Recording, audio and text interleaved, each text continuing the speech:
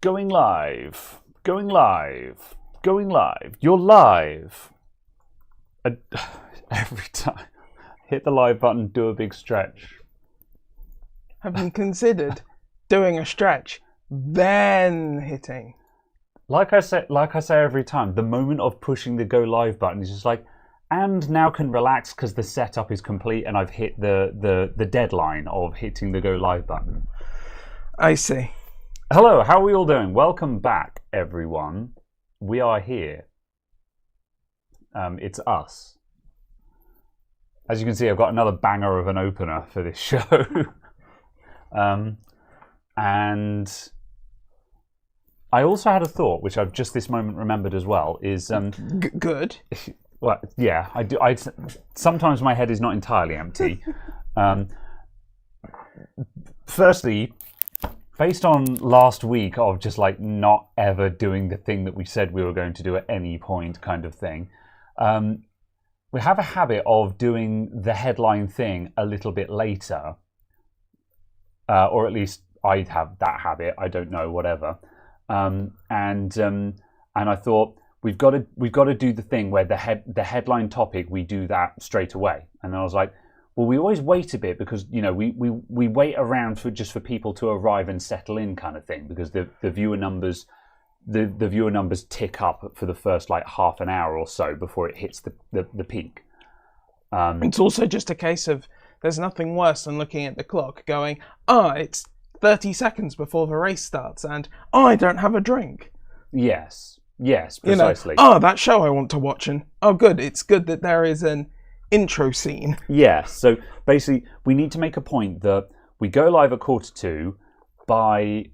By the hour, which is 4 o'clock UK time, we have to be doing the thing that we said we were going to do. And anything, I believe that's always the intention. And anything else we do later on if there's time.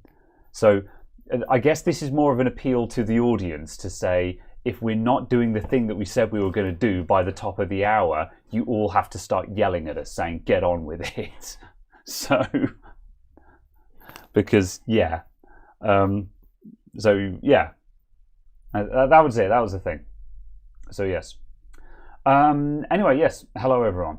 Bang on time. It was more or less bang on time. Yeah. All right. So 4, about the same time that Graham starts reading chat for the first time. Okay. First of all, shush. Anyway, make sure his yelling voice is ready. Good. All right. A classic, a PCB ruler. Huh. It's not a bad idea. Yeah, don't know where I'd get it from. Like, you could get them manufactured. PCB way.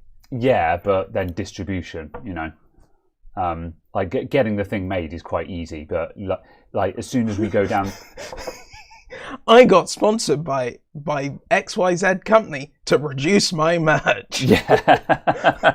Oh no. This sponsor video, I design my merch. Oh, imagine the... Is that rude? If I got a sponsorship from JLC PCB and they were just like, oh yeah, we'll give you free samples. And I was like, cool. I want 100 of these that I'm then going to sell as merch. They'd be like,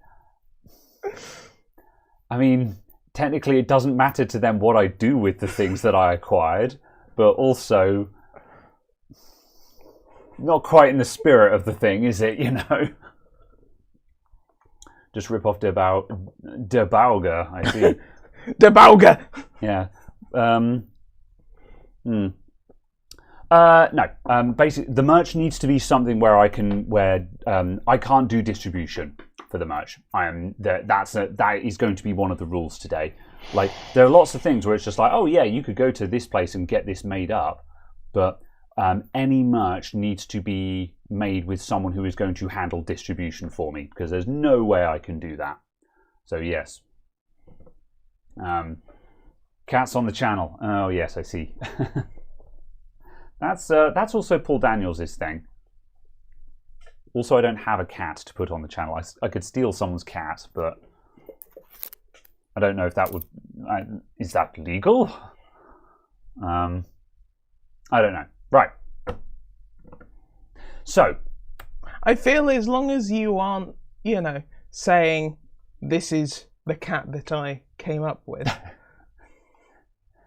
I suppose I could have a bit where I'm just like, oh, it's cat watch time. These are cats that I've seen around town. Look at this fluffy boy that I saw, Look at this spooky boy. He saw me and immediately ran away. Mm.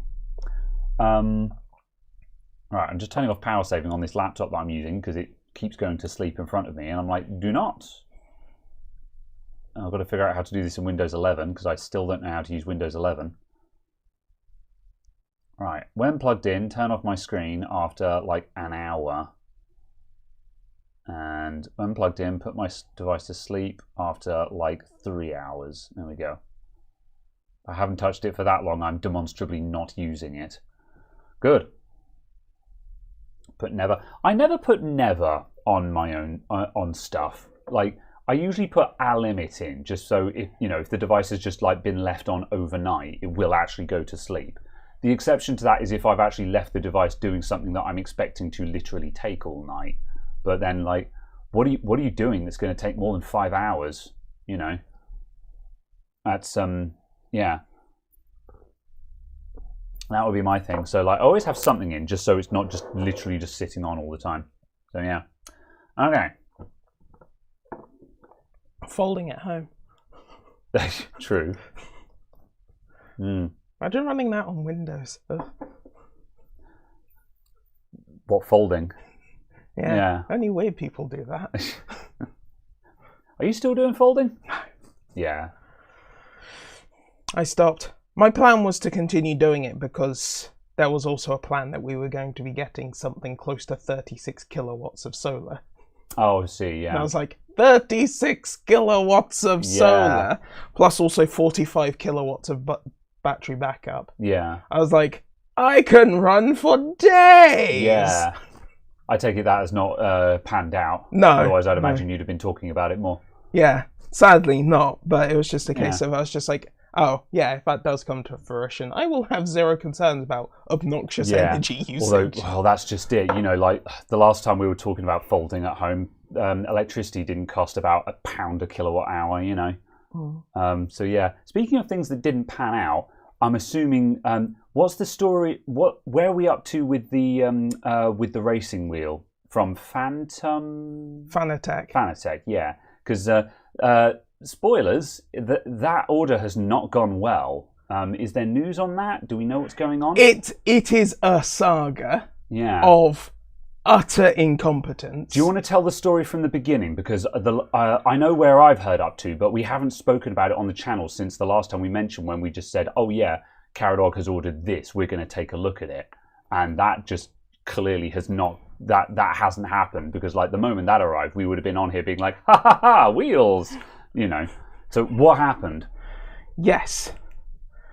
So, as I said, saga. Am I even signed into the correct email address? No, I'm not signed into that email address, so I cannot directly read you the emails from there. I will have the mobile. But yes, basically on the 30th of August, yes, August, I ordered the stuff that we went through, a wheel and pedals and stuff. I ordered all of that from Fanatec.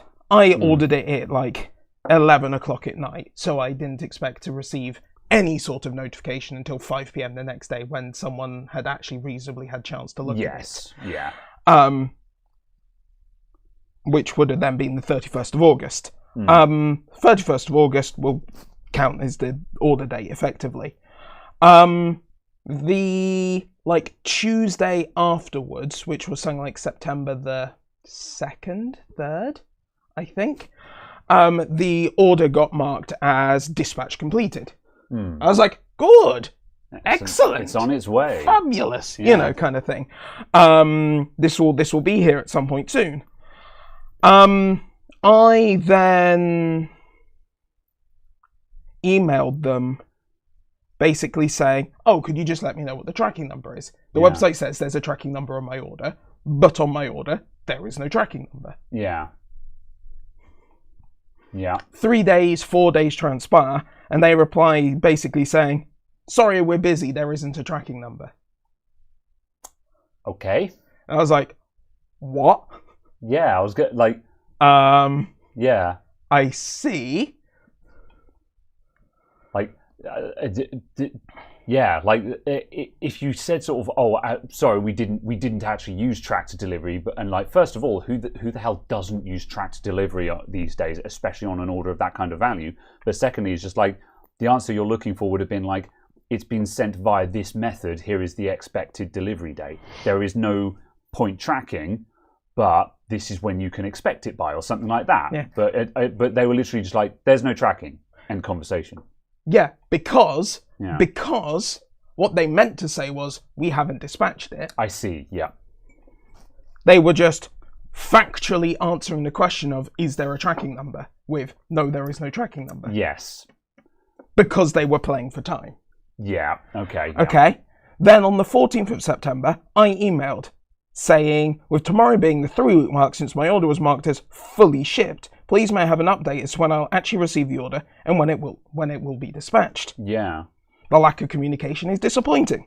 It would have been nice to know at the time of ordering, 3 weeks ago, that you were out of stock or didn't have the logistical capacity to ship people's orders. Yeah. Yeah, so that's the 14th of September. Yeah. 20th of September they reply. So 6 days later, they actually reply. Yeah. We're very sorry that your order is affected by a processing backlog. Context, we changed warehouse. Okay. Good. My immediate reply to that was, thank you for the update. However, it has been more than 3 weeks. When will my order be dispatched? Yeah. Your current automatic email says orders will be dispatched within 4 business days. Yeah. We're on business day 15. This is utterly unacceptable. Yeah. 21st, they reply. So very quickly by comparison. Yeah. We're sorry it took longer than normal. Good news, here's a tracking number. It is currently in transit and should be delivered soon. My reply, thank you for yesterday's email with a tracking number in which you said my order was in transit. Unfortunately, the tracking information from UPS still shows the order has not been collected. So 24 hours later. Yeah. This has not gone well. Fanatec haven't even taken the reasonable step of using expedited shipping with UPS. Yeah. So it's on standard delivery. It has been over 4 weeks, 20 working days since my order was placed and marked as dispatched, yet the items still haven't been collected by your courier. Yeah. This is unacceptable. Fanatec has important lessons to learn, blah, blah, blah, blah, blah, blah, blah. Interest-free loans from all of your customers for over a month was not part of the contract I agreed to when I ordering from the Fanatec website. Spicy, yeah.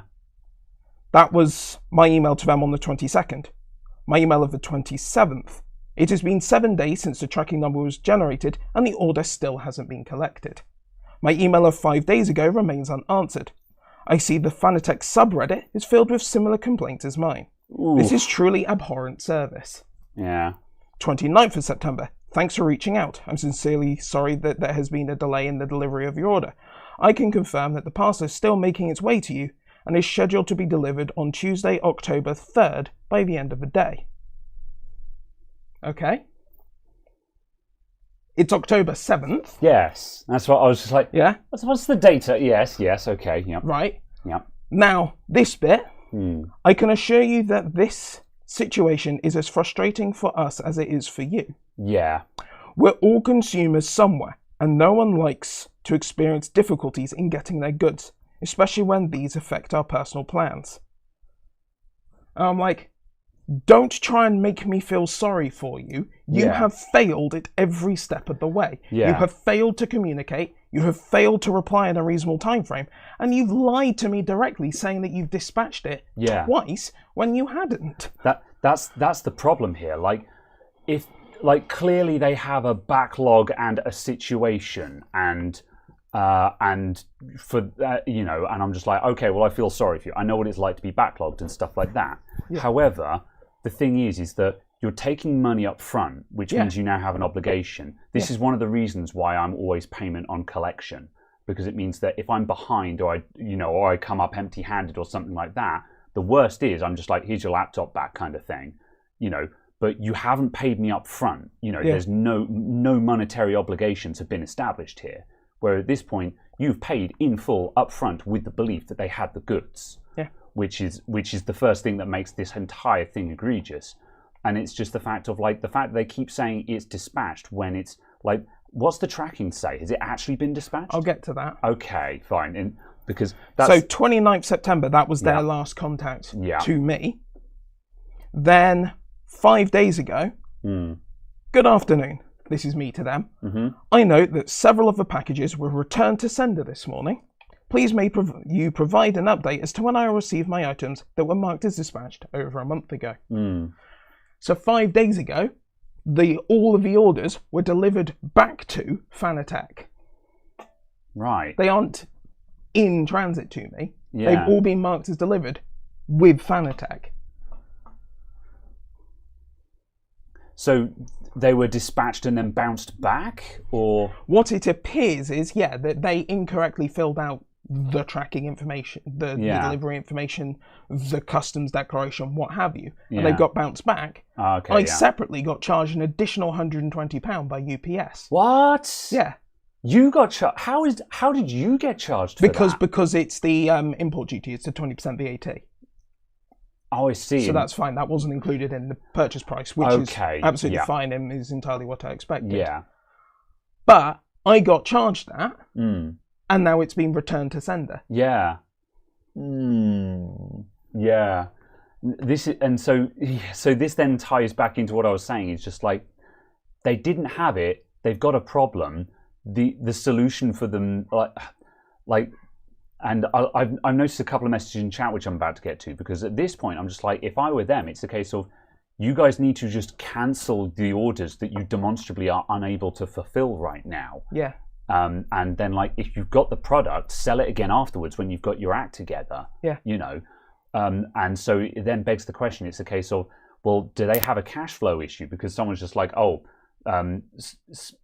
smells a Ponzi scheme here, or your money is about to disappear in a puff of debt kind of thing, and it's a case of are they taking orders to fulfill other orders and stuff like that, which is obviously that's a situation that that a company can fall into, where they need to take on new orders in order to pay bills on the previous stuff. Yeah.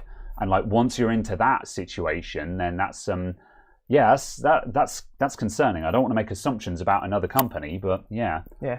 And then it's the crazy, stupid thing with it as well, is during all of this issue, they released a new product. They released a new product and still went ahead with the launch of a new product, even though they knew people hadn't received orders from over a month beforehand. Yeah.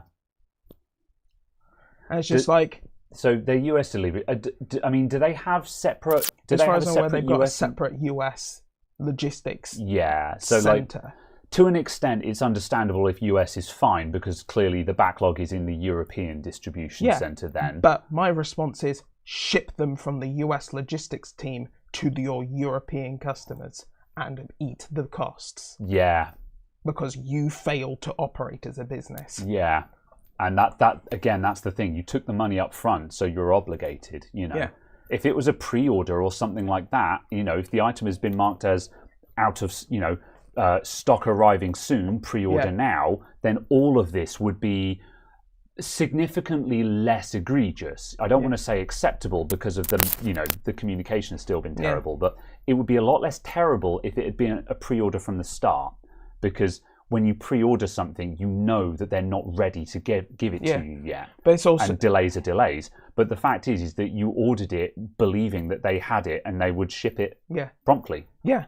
And the comment is there's still no official statement from Fanatec that they're having European logistical issues, even though their forums and Reddit are full of people whose orders haven't been delivered for over a month. Yeah. So what are you going to do? Are you going to wait, or are you going to turn around and be like, no, I'm done, give me my money back? No, I've already issued a chargeback on the card. Yeah.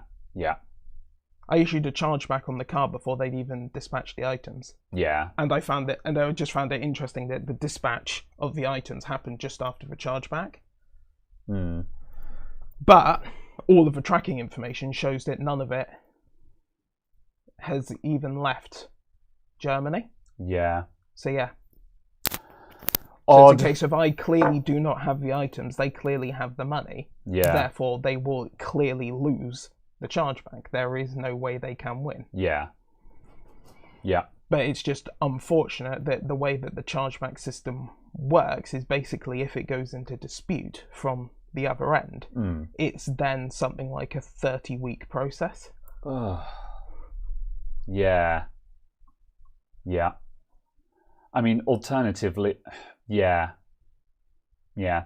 Part of me is tempted to be like, you know, it might have been, yeah, I don't know. I was going to say, I'm tempted to say it might have been better to just say to them, just give me a refund first, because a refund would have been quicker and easier for them to process. Rather than a chargeback, which is obviously an official dispute that's bringing the card company into it at that point. Yeah. But on the flip side, considering the entire like as people are saying,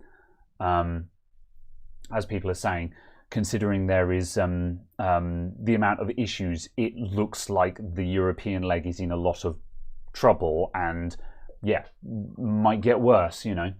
But yeah, apparently my mic is my beard is hitting my mic. Could it be? Is that possible? It doesn't. Okay, it might be. I shall adjust. All right. Let's try that out. Cool. Oh well. Yeah. Fair enough. Yeah. Okay. Well. Yeah. That's kind of disappointing because I knew it had been. A mission. But I was kind of hoping that even though it had been crappy, they would have gotten something out in the end, kind of thing. So yeah, that's disappointing. Yeah, absolutely. Yeah. But yes, it's basically a case of I raised the dispute and the company, because the company that's actually doing it is Endor AG. As opposed to a company called Fanatec specifically, but yeah, that's the brand they operate under. My car provider reached out to the merchant on the 2nd of October, and that's when it, you know, and that's when the tracking all suddenly updated is being returned and stuff, and I'm just like, yeah, like that demonstrates, that absolutely demonstrates to me that they knew that the shipments were possibly dodgy shipments. Yeah, because like part of me was it occurs to me that maybe as soon as the start of a chargeback was initiated, they were just like, oh, cancel the goods going out, call DHL and tell them to just cancel it and bounce it back or something like that. But then the thing is though, like, well, if you fulfilled the shipment, then that also means you win the chargeback. Yeah, so, like, you literally just go, no, we actually dispatched it. Yeah. Here it is, and here's it being signed for delivery. Yeah, that's Done. It. And at that point, they still get to keep the money, which is the best outcome for them. So yeah, so like there's because there's no profit in them cancelling the order out of spite per se, because you started the process of a dispute. Because that just means that they automatically lose the dispute. So yeah. Yeah. Weird. Well then. Yeah, that's disappointing, but yeah. Yeah, it is dumb. Very well. Right. And it is, yeah, you know, and it's just a shame that obviously it's ended up in this situation, but yeah. Yeah, it is disappointing because it was exciting stuff. So yeah. Right. Okay. Yeah, and it was just the thing that surprised me as well, was the fact that there wasn't even a hint of a response of even mentioning just the fact of like, I know this is on Reddit, I know this is on your forum. I'm going to go talk to YouTube about this. Yeah. Also, by the way, here's a channel with a lot of subscribers. Yeah. Guess what? I can post videos to this channel. Well, that's just it, you know. You will end up worse in this situation, kind of. Yeah. Yeah, it's just...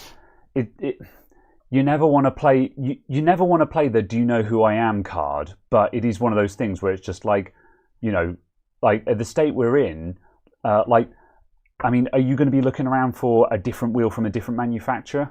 Yeah. Yeah, because like when that invariably happens at some point, and we look at that one, this story is going to come up Again.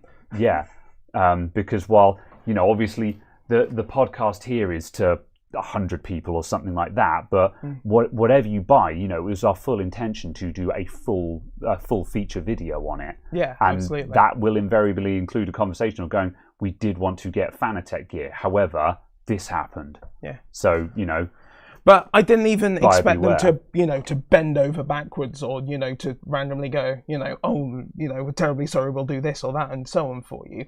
But simply a case of I expected them to go, just a case of, we note that you have said this, we are looking to resolve it sort of thing, and actually just communicated. Yeah, or just show, I think that was also the issue, is the fact of, actually just read all of the... Yeah, there was no acknowledgement of, we realise that we have made we realise we've made a crappy situation. We're trying to resolve it. Apologies for the inconvenience kind of thing. Other than just a form like sort of sorry, not sorry, because that's what it comes across as, a sorry, not sorry, and it's just like, I mean, I'm not asking you to prostrate yourself on the floor. I'm just asking you to acknowledge the fact that this has gone very badly. Yeah, all I want is an acknowledgement of the situation where it is a case that this hasn't gone well, and this is what we're actually doing to resolve it, not just, kind of unenforceable statements of improvements will be made. Yeah. Because obviously it's just a case of, what changes are you making? How are you making them? We hear you and we're listening. What is the process that you'll now be following? How have you ensured that this will avoid this happening in the future? What processes, what process have you actually undergone, and so on. So yeah. Odd. Yeah. Very well. Right. On account that it's 4:10. Yes. It's time for merch. So it's time for merch. So the objectives are, I want to talk about apparel ideas, and I want to figure out other places we could get them from. So do the thing in the title, absolutely. Based on, I'm trying to remember how much of this we actually talked about on stream, but what I wanted to do was, so we've got options, and I want to get a basis of comparison for what various merchant creator websites offer, like Redbubble, etc., etc. Did you have any notes that you had written down for suppliers? Only the 2 bits that I DM'd you. Just specifically because we were talking about YouTube integration underneath videos. Yes. Okay. Which was Fourth Wall. Teespring.co.uk, and Spring, which I presume is Teespring. But I don't know if Spring is a different merch. Teespring is now Spring. Teespring is now Sprung. Yeah, because they sell more than teas, I assume. And Fourth Wall merch. Yes. Okay. Oh, right. Look, it's MKHB. MKBHD. MKBHD.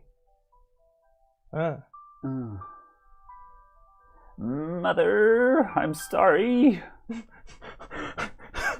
I'm busy! Mom, I'm doing my podcast. Okay. Cool. Right. So, what I want to see what it would look like if I can.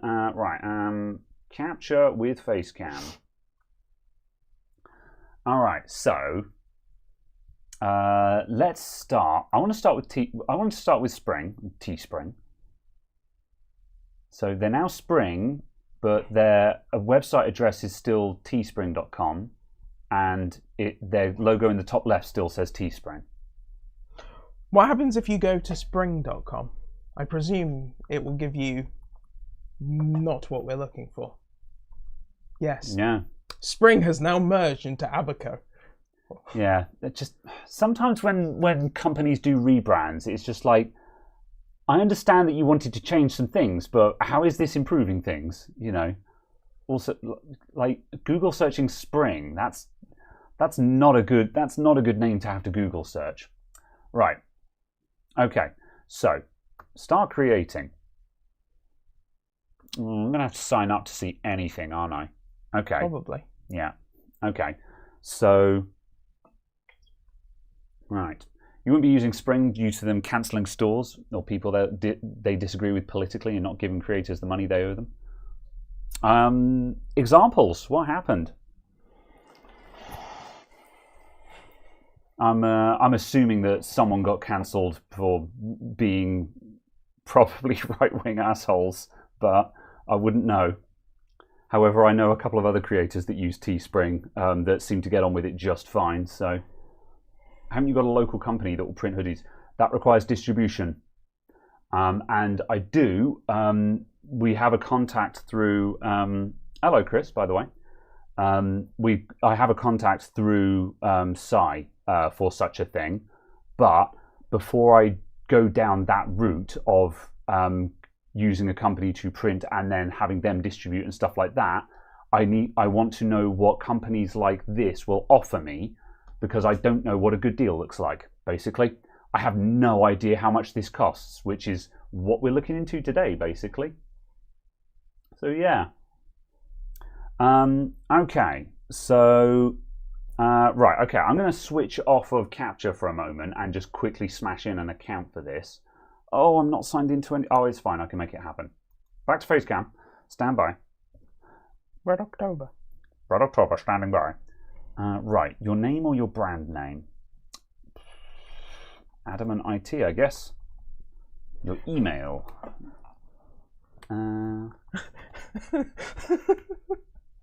What? info@Graham&IT. Wait. Hold on. I think I've gone down that route before. So yeah. Oh no. Adam@grahamandit.co.uk and then Graham and Adamant. I'm sure we can make something horrifying here. Password 123 with a capital P. Horse staple. Right, if I forget that password, I'll just reset it. That'll do. No, don't remember it. Welcome to Spring. Let's set up your store. My cool merch. Okay, enter your desired store URL. Think wisely, it's permanent. Okay, so Adamant IT. So I'm going to make it lowercase because you never know when their URLs are case sensitive, which super sucks. Just a second. This is the point where it's just Excellent. like, that You are name is allowed- already in use. You're allowed to be a damn man tit. You made me double look then, be like, did I misspell it? It's like, right. Right. Let's show this process, I guess. Like, I don't care if people know how much the cost price is, because, yeah, it costs what it costs. Because that's the thing. I kind of want to have a conversation on what's reasonable, I guess. So do you just click new products? Is that... I guess. Let's see. Okay, right. Apparel. Men's t-shirts. I want to make a t-shirt. So... right, hold on. I'm going to see if I can find Spring Good Vibes. Well, only because we've got the base cost there, and if I look at what they list it for here, oh no, they list it at exactly the same price. What are you looking to purchase? What are you just looking the to... shirt. Oh, I see. Yeah. Okay. They sell that shirt at that price. Interesting. Yeah. Okay. Oh, right. do you just click the little pen nib? No, I just clicked on the t-shirt. Oh, that's cool. Yep, I just clicked on the shirt. I was like, I want that. I want to buy I want to make a t-shirt. Cool. Add image. Okay, let's meme cat. That'll do. Save image as. I don't have any resources available on this laptop. So Ollie the polite cat. An AVIF. What the hell is an AVIF? Advanced vector image format, I think. Can I have? I just want a JPEG, man. Oh my god, I'm going to screen cap this. Just screen cap it. Not Aviva. I don't mean Aviva. Aviva have the deal for you. Oh, AV1 image format. Oh, it's like AV1 except the picture. AV1 file format. Yeah. What is an open royalty-free image file format specification for storing images or image sequences compressed with AV1 and the HEIF container format? I see. No, HEIF. I mean, yeah. Part of me is tempted to say at least it's not. Yeah, at least it's not WebP. But yeah, right. Okay. There is our T-shirt. We're getting somewhere. We're making a T-shirt. So, add text. Oh, WebP is a raster graphics file format developed by Google. Yes, and everyone hates it because Windows doesn't know what it is. I'm sure no one knows what AVIF is either right now. No, however, if it's part of the AV1 group, AV1 is royalty-free, right? I don't know. AVIF is developed by the Alliance for Open Media, so I'd somewhat assume so. Fair enough. Print quality, great. I see. Print quality, good. Okay, that's, yeah. Presumably this is just an estimate of this is how good the picture will actually look once we've printed it. I want to make it blue. Yeah, AV1 is open royalty-free. Yeah. Nice. That looks very purple on this screen. Oh god, it does, yeah. Our high-quality AOC monitor doesn't have the yeah. I mean, the panel also looks like we're looking at it through frosted glass. So purple, blue. Oh dear. Cool. Right. Set your pricing. Enter your desired retail price for fans from the US and Europe. So US $25, EU. What? 31 euros? What's the euro to dollar right now? Is the euro worth nothing at the moment? €1 is $1. It's 1 to 1.06. Damn. And interesting, yeah, it costs more to make as well, because despite being at that price, I get slightly less profit on it as well. So yeah, like, damn, bro. I wonder if that's because tax or something as well. Maybe, yeah. Okay, so they're estimating $9 or near as damn it €9. So that's what, 7 quid, 6, 7 quid, something like that. Yeah. Yeah. So 6 or 7 quid profit. So because it's a $15 shirt. Yeah. To start with. Yeah. So and price wise, 30 euros. What's that in pounds? Yeah, $9 is £7.30. Yeah. How much is 31 euros in pounds? €31 to. I'm just like, is that expensive? I don't know. It's £27 basically. £27. 26.85. Yeah, so it's a t-shirt for 27 quid. That's an expensive t-shirt. Okay. I presume so. Yeah. I mean, I'm going to be. So, but again, this is also merch. Like one of the other things. So, like with this in mind, I want to look around and be like, okay, well, I mean, how much does a t-shirt from Linus Tech Tips cost? How much does a t-shirt from Electroboom cost? You know. Oh my god. Today I learned you can buy a pack of 10 t-shirts from Asda for 40 quid, so £4 a t-shirt. Yeah, yeah. I mean, for a t-shirt, it's bloody expensive, yes. However, for merch t-shirt... Oh yeah, absolutely, yeah. But I'm using this more as a comparison of how expensive is the base shirt, and $15 for the base shirt is kind of high. Oh, I see what you mean, yeah. Because if I can buy £4 a shirt from a Asda that's making profit on that £4 a shirt. Yeah. 15 a shirt is a lot of profit. Whilst I realise they're printing it, it's still a case of that's quite a lot of costs involved in that. Yeah. At the same time, this is exactly what I expected from these companies. Oh, I don't disagree. I'm just kind of going, yeah, I see what you mean. I hadn't considered that so sharply. Yeah. Okay, so that's just for a basic t-shirt. I want to have like a long. Let's look up like a long sleeve t-shirt as well. I need notes on this. There's also no comment of what the. Is there any comment of what the t-shirt's made out of? If you go to like advanced, I presume that's still design stuff. Advanced. Oh yeah. Also deep royal. Deep color. White or deep royal. Yeah, I mean, or I can choose from these ones. Yeah. I'm just going to go back a sec because maybe we can look at more information on classic 100% cotton of some kind. Yeah, yeah. It's probably a completely nice, passable t-shirt. You know. Is this? Are these t-shirts made out of rayon? No, they're supposedly cotton. Okay. All right. So how much is a long sleeve t-shirt then? Long sleeve tees. Because I'm a long sleeve t-shirt boy, so base cost $21.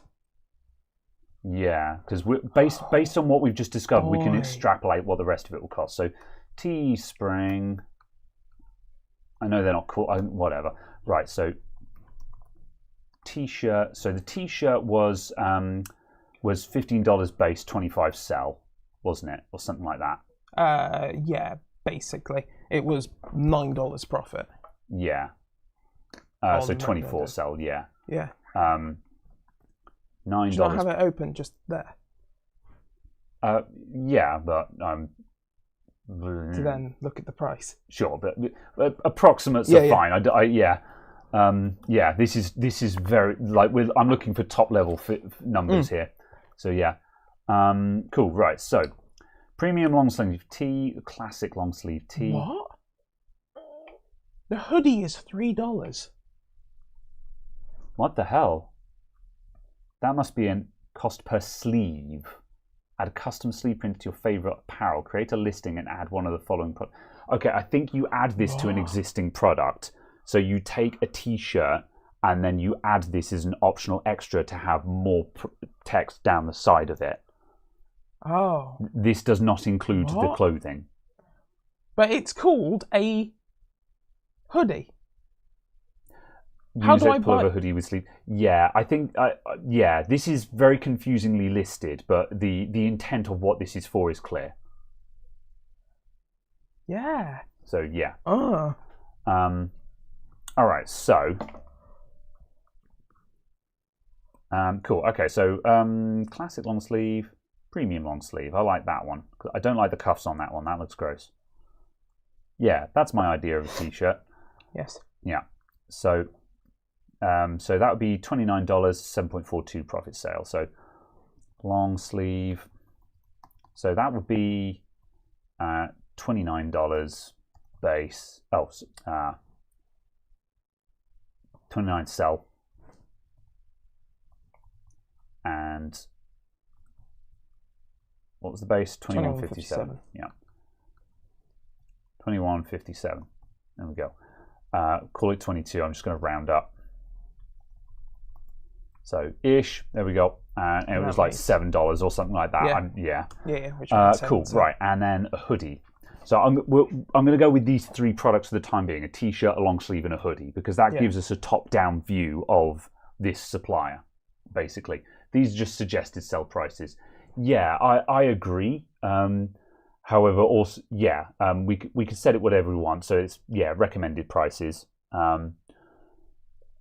So yeah, like the base price is kind of the most important part, because then it's going to be a matter of put on as much as I can think I can get away with, would want to, kind of thing. Because if I'm selling up, if I'm selling at £1 profit, there's no point in the endeavour, really. Yeah.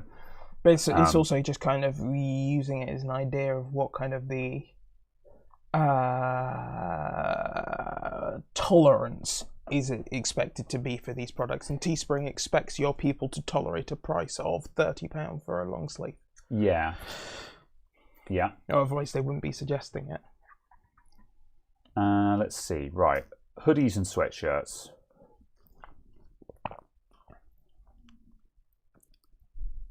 Right. Their classic versus their premium is always really unclear because the prices are nearly always identical. It's like, what's the difference between those two?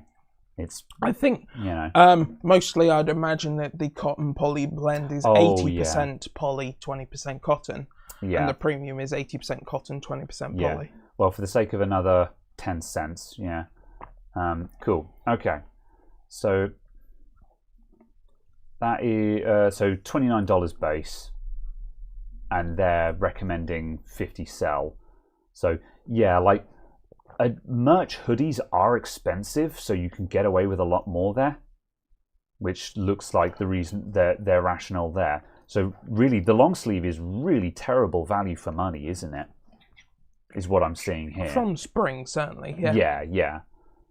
Base, 48 sell. So 19 profit. Cool. All right, so that's what Teespring got to offer then. How much is a zip hoodie? Let's have a look. I'm not a fan of zip hoodies myself, but we'll have a look. Zip hoodie. Base cost is $35.50. So it costs a bit more, not devastatingly more. So yes, not a lot more. Cool. All right. That's Teespring then. They exist. They're fleecing you with the hoodie. Bad joke. Understandable. LTT's basic shirt, T-shirt is $20 USD. That's not bad because, like, say what you like about LTT, but their merch is top notch. That's kind of their deal, you know. Also, isn't that cheaper than the suggested sell price for the T-shirt? Yeah. Suggested sell, yeah. Yeah. Yeah. LTT are selling their shirts for less than Teespring's suggested sell. Yeah. Yeah. Interesting. Oh, I quite like that one. Sai has just said this is the people we get our stuff from. Pencarry.com. Oops. Pencarry.com. Let's try that again. T-shirts. That one's kind of cool. So, a T-shirt. That design. Oh yeah, yeah. I haven't looked through the LTT store. This is the first time I've looked as well. I know I've seen some of their stuff where I've been like, that's a cool design, I'd wear that kind of thing. It's like, at some point, I kind of want to get some LTT merch just because I think their merch is good. Yeah, that's the kind of branding I was on about for kind of stealth branding as well. Yeah, yeah. I really want to talk about design. We are going to talk about designs like what we're going to put on the shirts. I'm just trying to get a top-down impression of like what kind of prices that we might be looking for. Gildan is shit. Oh, okay. RX and RTX. Okay. I was just looking for just... yeah, the one we had was... Yeah. RX, RTX. Oh, yeah, yeah. Here we go. RTX Pro. So these are the T-shirts that the existing... So the prototype... the prototype Adamant IT T-shirts, so the ones that you've seen us wearing before, are these Pro RTX T-shirts. So... and they are actually really good shirts. Oh, sign interview prices. Come on, guys.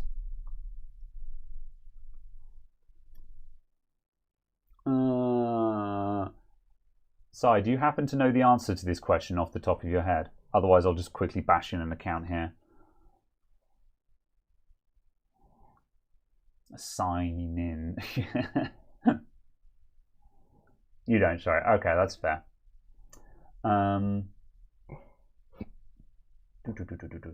Loads of places will make up. Yeah, I know local places will do this cheaper. However, distribution. You know, if I release a T-shirt and 100 people out of and 100 people order one, that's 100 T-shirts I have to ship all over the world. I can't do that.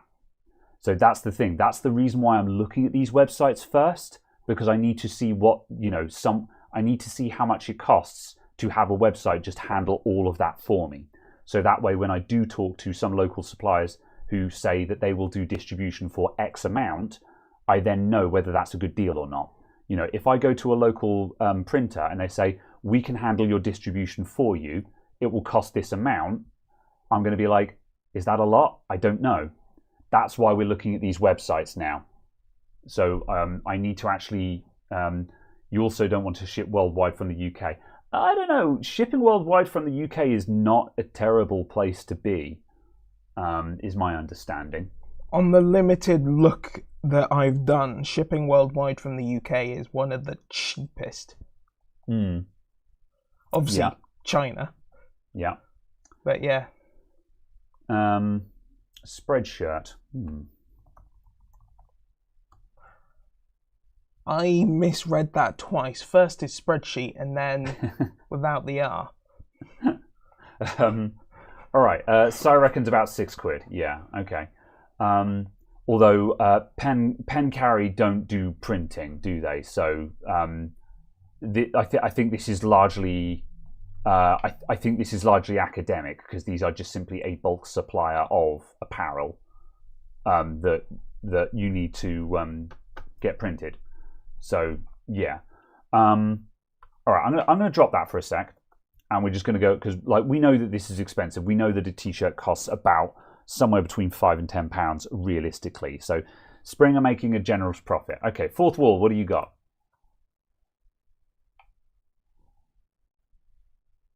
Surely local companies that sell custom logos already have good distribution set up. Yes, but if they tell me it costs X amount, I don't know if I'm getting a good deal or not.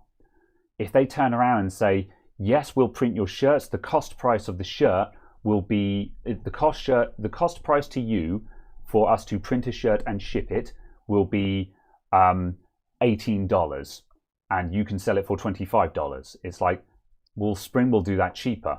That's not a good deal to me. It helps me support a local business, but that's not a good price.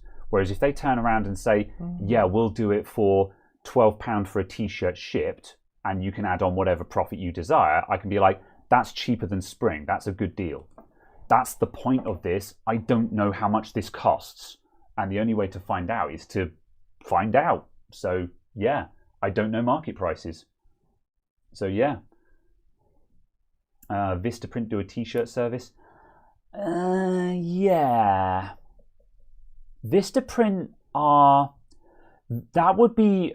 I don't think Vistaprint do distribution though, do they? They don't do sort of creator stores, because that's the thing as well, is that I need it to be a creator store. I need it to have integration, so I can say to people, go to, for example, Spring/Adamant IT and buy your merch from there, kind of thing. So, the dog hoodie, $25, man. That's a good price. You can get a hoodie for your dog on lttstore.com. All right. Print on demand and shipping is expensive wherever it comes from. Yeah, I'm aware of this, but how expensive? I need numbers, man. Right. Welcome to Fourth Wall. Okay, let's do it. Right, hold on a sec. I'm just gonna, just in case I have to type in details. Right. Adamant IT. Your location is the United Kingdom. Where do you mostly create content? Ooh. I create my content on YouTube.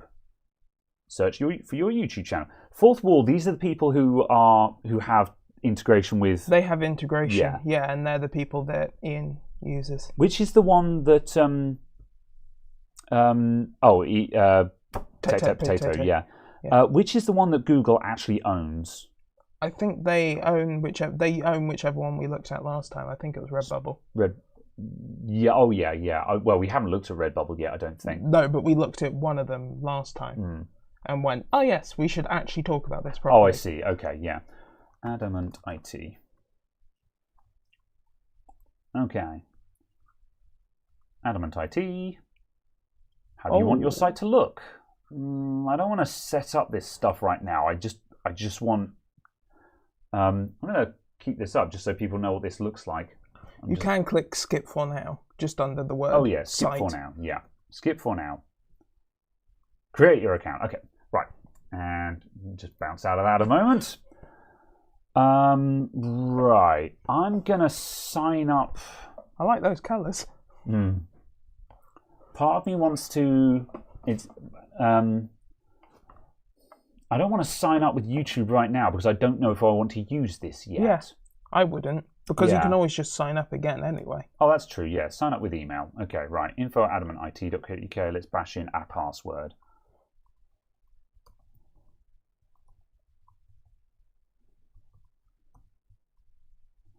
Okay, sign up.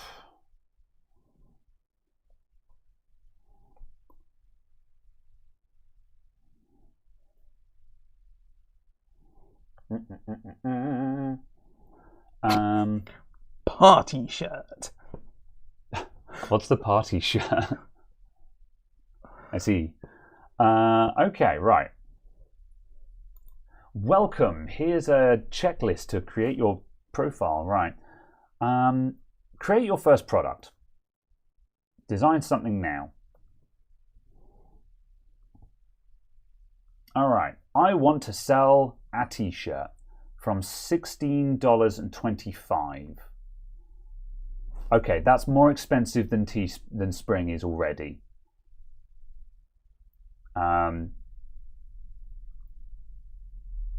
So no minimum, ships from all over. And why would you take the DTFX one? DTFX. Hang on a sec. Produces soft prints that feel like part of the fabric, but can struggle with printing ultra bright colours. Prints can also fade. Bright, vibrant, long-lasting prints, similar to screen printing, but without minimums or colour limitation. Downside is the prints are not breathable, so avoid large solid graphics. Yeah. So DTFX is similar to what we also the that's similar to what stuff. we've got on the prototypes. Yeah. What's the pricing? DTFX $16.25. So yeah, same amount. Same. I just wondered if it was going to be cheaper or something. Yeah. So for where are we now? We are fourth wall. So fourth wall. Let's just go through all of these again. The t-shirt is slightly more expensive, but also fourth wall, because it has top-level YouTube integration, that's desirable. I'd go so far as to say I would pay a little bit. I'd pay $1 extra for it to have top-level YouTube integration, because you're more likely to. That's more likely to get noticed, kind of thing. Yeah. Because YouTube as a platform will be promoting your stuff. So. So I won't bother filling out the cell right now, because obviously we can just set our prices. The base price is actually what we care about, because that dictates, yeah. So, okay. What about a long sleeve? Long sleeve t-shirt from $14.50. So long sleeve is cheaper. I don't like the cuffs on it. I'm not a fan of cuffs, but. As on principle though, $14.50. How is the long sleeve cheaper?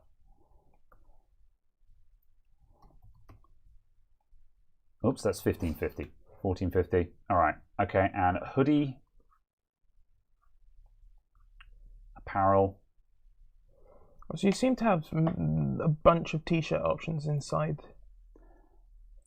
Yeah, like they've got basic super soft t-shirt there as well, so which is $11.50. Yeah, so it looks like we can get this lower as well, and like $11.50 now we're talking. That's actually plausible. What cut is it? Does it say what cut it is if you scroll down? Yeah. It says it's unisex. Yeah. Yeah. So I just said, it's Gildan, which apparently is crap. Where was that? Did you just recognize that from the style, or what happened to that hoodie that I saw just then? On the left, there's a hoodie, lane 7. Yeah. Hang on a sec. Can we hoodies? There we go. The title. Oh, I see. Okay, I missed that bit.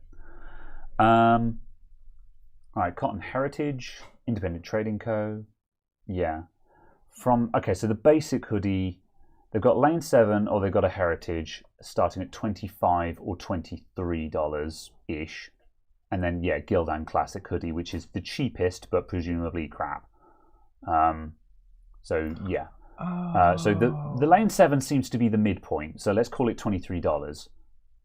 So Fourth Wall, their basic T-shirt looked more expensive, but I'm going to look at T-shirts again because I think I might have been in the wrong place there. S. Thorne, thank you for the $5. I have not tested it, yes, but thank you for the reminder. I did receive your care package, and I will quickly grab it in a moment and just have a quick rummage through it because there's some cool stuff in there. Oh, I see. Oh, that's kind of interesting, though.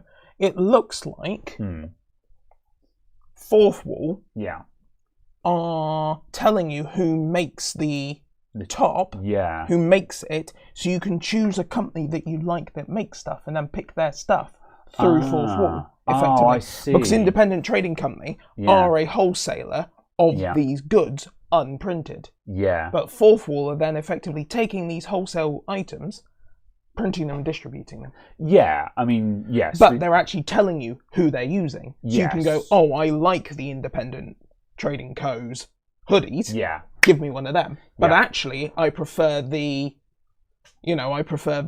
Springle T-shirt or something like that. Yeah. So the basic T-shirt, Bella plus canvas, super soft. Do they say 100% cotton? So yeah, 99% cotton, 1% polyester. Yeah, that's fine. What?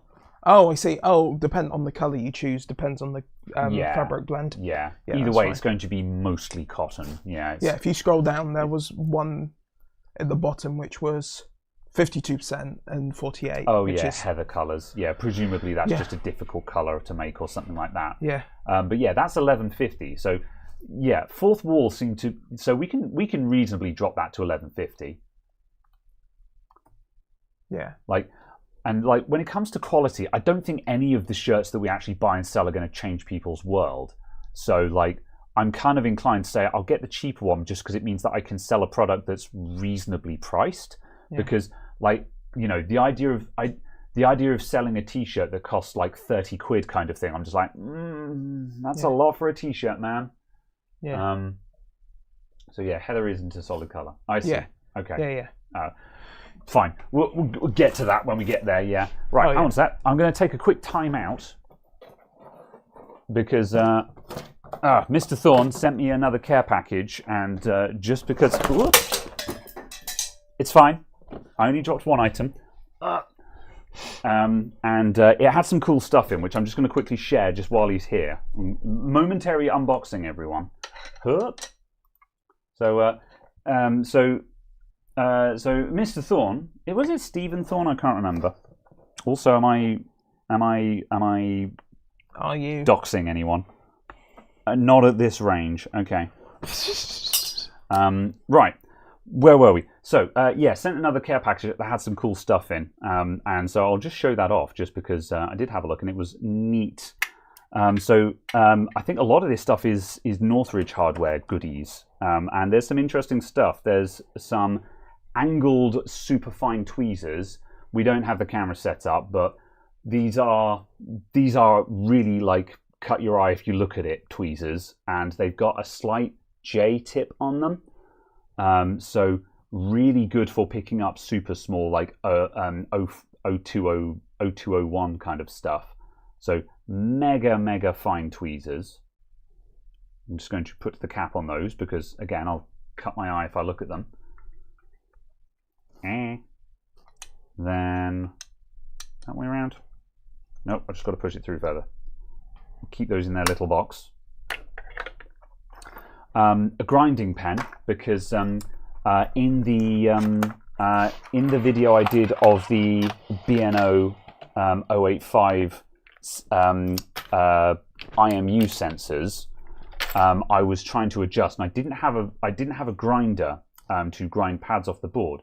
And these exist, and I said, "Oh, these are a thing that exists. I just don't have one." So It's basically a tiny little rotary tool. It's a tiny little Dremel, and you push the button and it goes whir, and you can use it just to grind off a damaged pad and just dig out shorts and stuff like that. So very interesting to have one of these to play with. Grinding pen, the saviour of blunt blades. Yeah. They're good. Those very good for putting slots into screws if they've scrubbed off. That's a good idea. Yeah, that's very cool. There's some solder wick in here that looks vastly superior to the cheap stuff that I use. So some decent wick. There is some flux. No idea what kind of flux. Does it pass the sniff test? I don't know. I'll find out when I get to it. Yeah.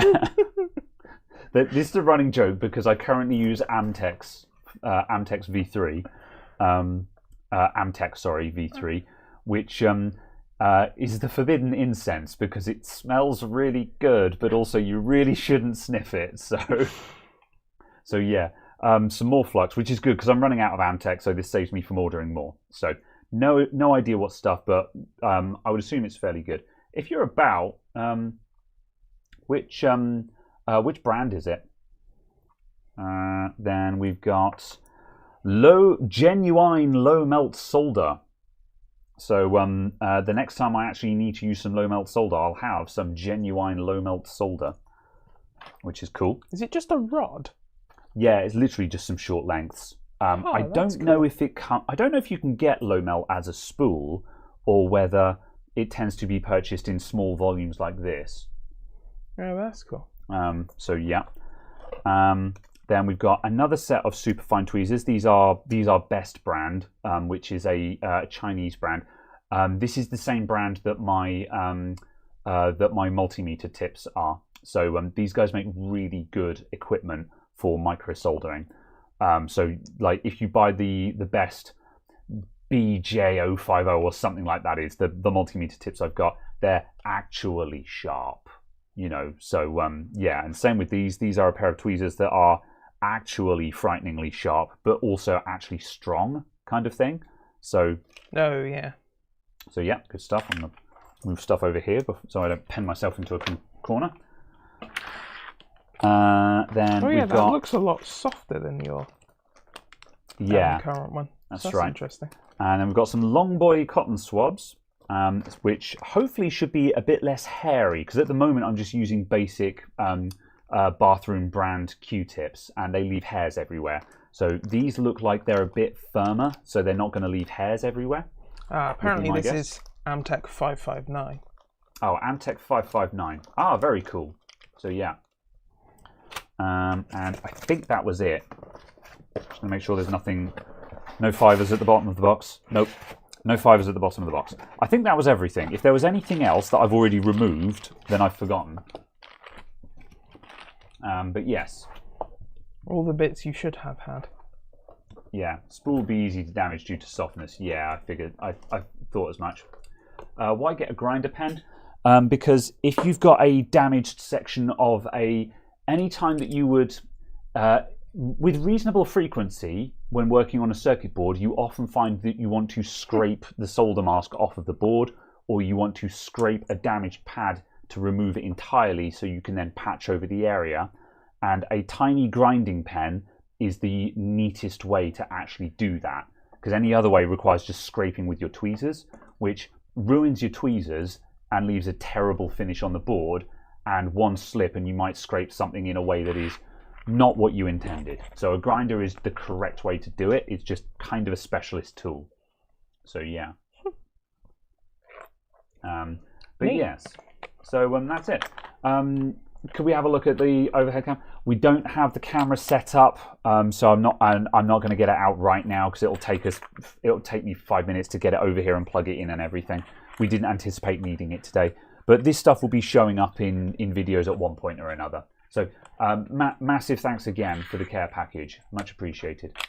So yeah, fair warning, even with a tiny pen, it will eat the living daylights out of the PCB. Yes. I have started practicing with it on stuff that doesn't matter and been like, oh yeah, it does still require care. But it's certainly a lot nicer than having to scrape with tweezers. If nothing else, because it's the purpose device for it. So, cool. Right, so yeah, thank you once again. Thank you once again, S. Thorn. Much appreciated. Back to our scheduled show. Kablamo. Fourth Wall, they have a t-shirt that starts at 11.50.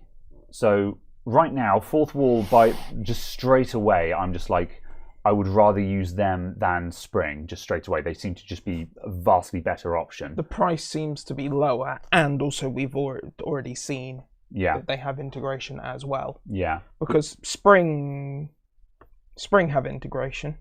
Oh, okay, yeah. Don't they? Teespring... Yeah, Spring have integration. Oh, that's fair, yeah. But that's also why there's... Spring are also very well known, which is why I went to them first, because I know of a couple of creators that already used Spring. But it's also a case of it's why these things are the price they are. Yeah. Because obviously, as we've seen from the Spring prices are reasonably high. Yeah. Yeah. And it's like £20 for a t-shirt plus fees. It's like, ugh. Mm-hmm. Yeah, fiberglass abrasive pencil. I did use one of those at one point. However, I stopped using it just because they're just not remotely accurate enough. And also, they also leave fibers that make the most devastating splinters you've ever seen in your life. So yeah, I did try using a fiberglass pencil at one point, but I don't use those anymore. I think I finished off the one that I had and was like, yeah, I'm not buying another one of those. So, Workwear Express, $5.50 per shirt, less than £2 to post it in a large envelope, at least for small orders. Well, again, for small orders that I could do the distribution for myself, I would just use someone local, because as I say, I have a semi-local person, in this case, Sai, already lined up. This is the other issue, is that when I actually launch some merch, I genuinely have no idea what the demand is going to be. You know, I don't look, because again, it's just like the other thing as well is obviously dealing with actually taking the money. Oh yeah, that's right. If I go somewhere local, I actually have to process the transaction. Yeah, how are you going to take the money, sort of thing? Yeah, like I don't have the facility for payment over the phone, and I can't just say to someone, just send me your credit card details. So yeah, that also would require me to actually set up an online store. And all of these things are possible, but it's more work that I have to do. Yeah. I don't have an online store. And it's more work, which would give you more profit, but it's more work that reduces your profit. Yeah. Whereas simply having this solution, even if this solution only gave you £2 a shirt, that's more money than you would have had having to set up your own store. Yeah. Because you'll never set up your own store. Yeah. I mean, that could be like, I could go to Squarespace or somewhere like that and just use a package. Would you though? Would you actually do it? I could. Yeah, but would you actually ever do it? Maybe, yeah. And also, as I said, could distribute to the UK at not massive scale, but going big and international is the issue. Yeah, that's precisely the issue, is that if I try to do merch and 70% of the orders come from America, because while most folk, I'd wager that most folks in the live chat here, and at the very least most of the Discord, is Euro, the fact remains is that the majority of the total audience is American. So I need somewhere that has the facility to either ship to America in a way that makes sense or distribute from America. So, yeah. And while shipping to America isn't horrifying from the UK, what's better is shipping from the US to the US. Yes, that's it. And if I went down the route of self-printing, then I would want to find a print shop in the US to work with as a partner. But now I have to find a partner in the US, which means which means making a connection with someone who I feel like I can trust to do it, etc., etc. Yeah. So yeah. So yes. Yeah. I'm seeing there's a surprising mix in this chat actually. I don't know why I expected to. I don't know why I thought we'd have a narrow audience. it's always been weird to me that Interestingly, yeah, your geography based on the past 28 days, 20% US, 14.5 UK, 4.2 India. So US, UK, India. Okay. For the most common countries. Then Canada, then Germany, then the Philippines. Okay. Australia, Netherlands, France, Italy. Yeah. Oh, it is a reasonable mix then. Yeah. Yeah. Because I know at one point, certainly in the earlier days of the Discord, it was mostly the Euro crowd that joined. Oh yeah, not the Discord. Watches on your videos. Oh, I see. Oh, right. Yes. Yeah. I couldn't give you the breakdown for the Discord. I don't think because you can only. Oh no, you can view that on desktop. Yeah. No, I was like, oh, you can't do that on mobile, and then I remembered I had my laptop in front of me. Indeed. Yes.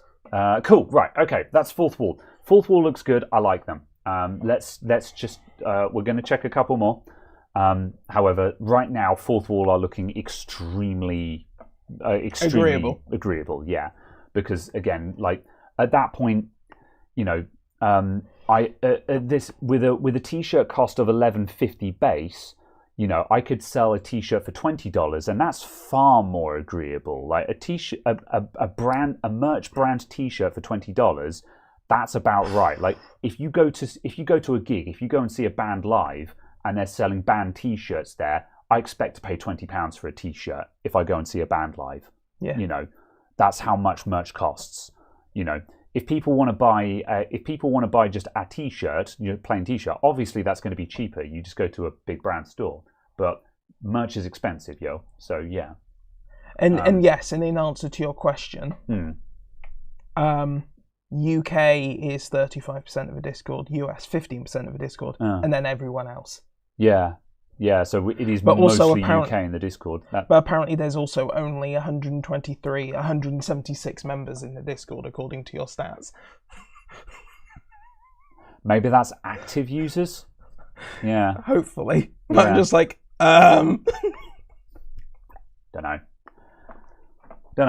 All right. Okay, right. Redbubble, what do you got? I think Redbubble is going to be the worst, is my prediction. Netflix fan art plus Redbubble. Oh, I see. Go away. Right. Artist sign up. All right. Email. Shop name. Element IT. Password. No spaces. No spaces. You're not allowed spaces. That's fair. This is going to come up as stars anyway, but I'm just... People, there's already people in the comments going like, oh, we can hear what password you're typing in via the microphone. I'm like, no, you can't. It's just like, yes, I know that that's technically a thing, but no, you can't. Right.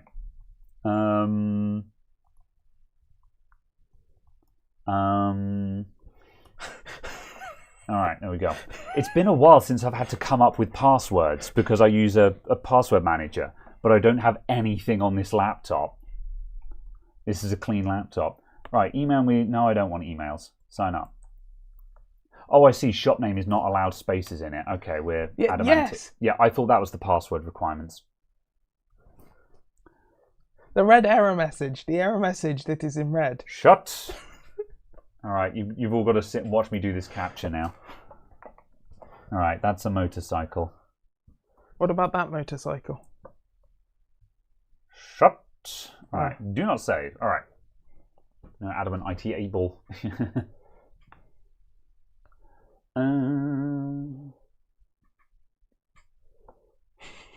Right.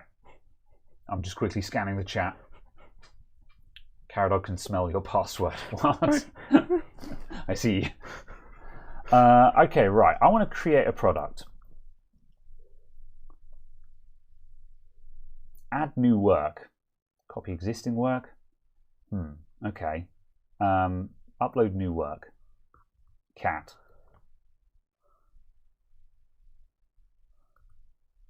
All right. Cat. Cat. Cat. Cat. Oops. Oh, you have to do it in German, French, and Spanish as well? Background color can be that just so we see what the background color actually looks like when we get there.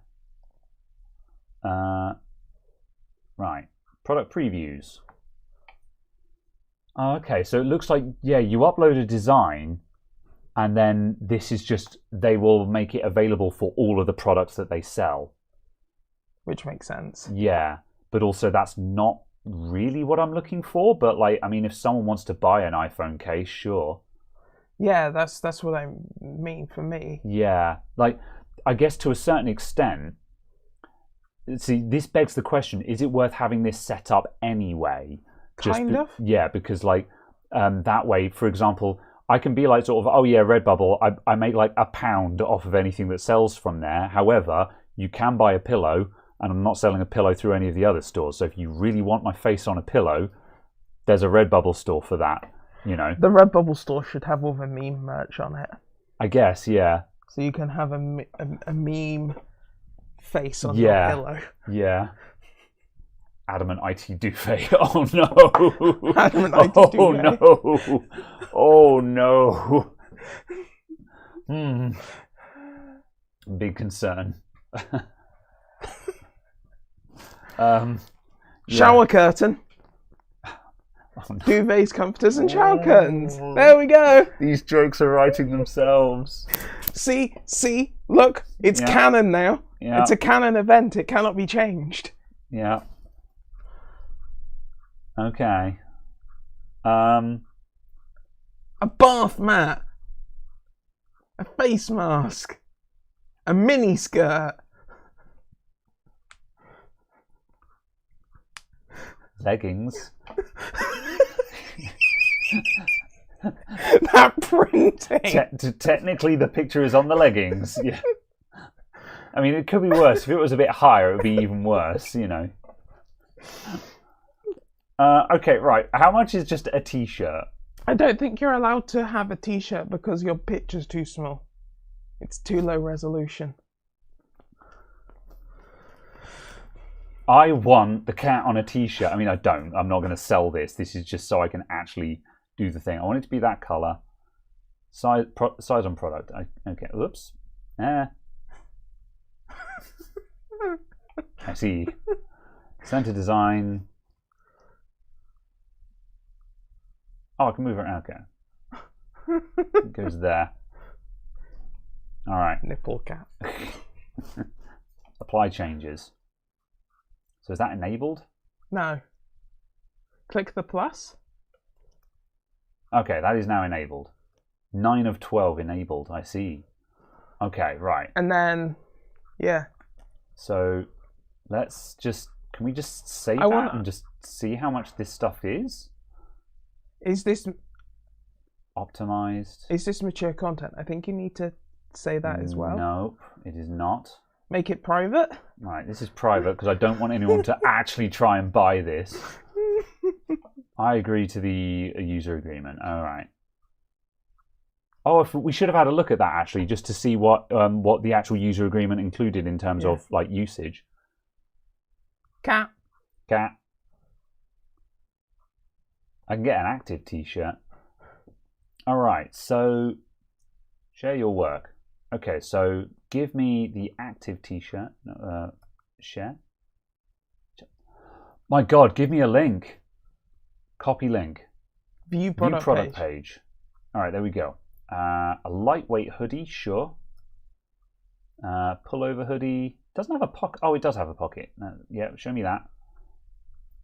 Lightweight sweatshirt. I don't like sweatshirts. Where's the long sleeve t-shirt, man? Get a sticker.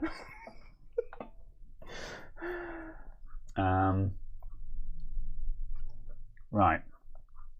Okay, let's look at the baseball t-shirt because that's basically a long sleeve. £27.50. I mean, how much do I get from that then? Okay, so it's £27.50 for a t-shirt. The lightweight hoodie, the 33.62. That's not devastating. Like that's a light hoodie. That's not a heavy hoodie, but still. Oh, there we go. There's a heavy hoodie, £40. Not devastating. Yeah.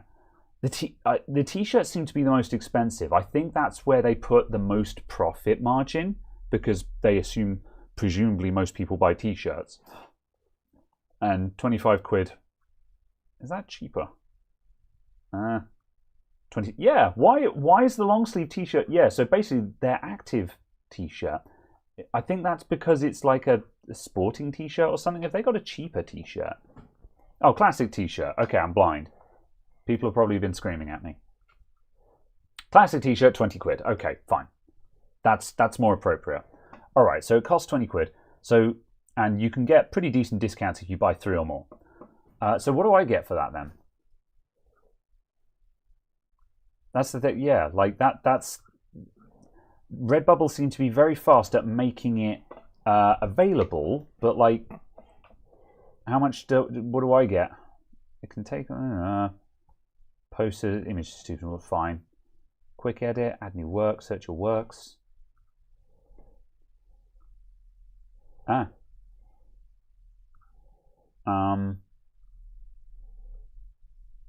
Order history, bubble account settings, manage.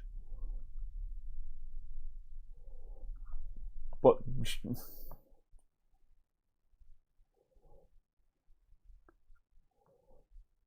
Don't know.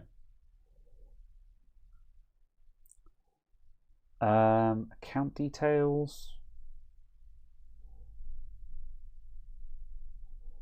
Edit payment details. Okay, let's go back to the things where we were setting it up. Let's just close these extra things we've got here.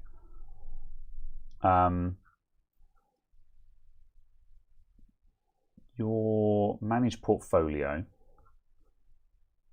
So this.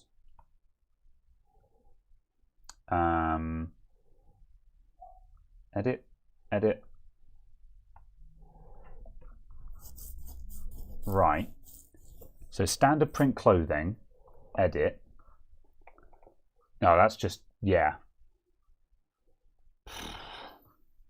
I don't know. I'm losing interest in this though, I can tell you that much.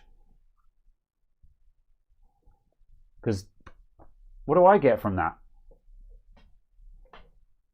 Maybe check those T's and C's.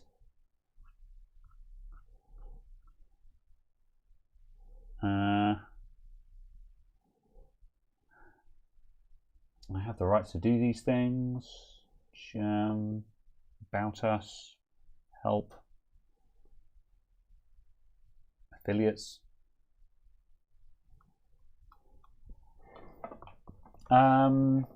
Any ideas? Otherwise, I'm immediately closing this tab and abandoning them forever.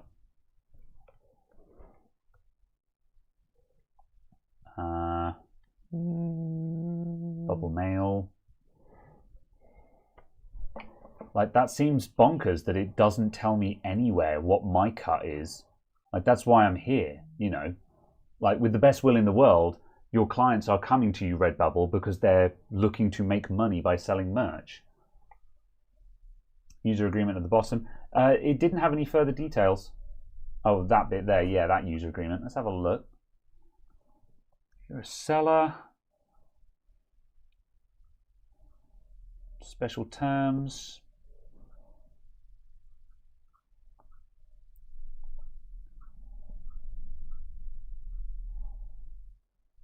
Purchasing a product. Yeah. Your cut on Redbubble is very, very low. Yeah, that's what I expected. I just wanted to see how bad it was, just so we knew. Because, like, I'm kind of sad that because, yeah, like, Redbubble, I knew that they were bad, but I don't know how bad they are, and I still don't know how bad they are, despite the fact that I've technically made a t-shirt that can be bought. So, yeah, I'm just like, what? Yeah, I'm out. Sorry, Redbubble. I'm not. No, we're out. Okay. Oh, there we go. Artist oh, margins. You found it. No, hold on. Right, I'll have a quick look at Spreadshirt while you do that. I see. Start selling. Open your own Spreadshop.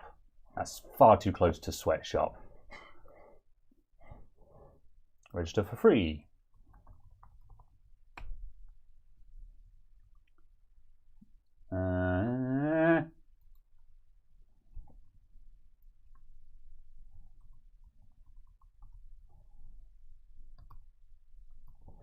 Oh my god.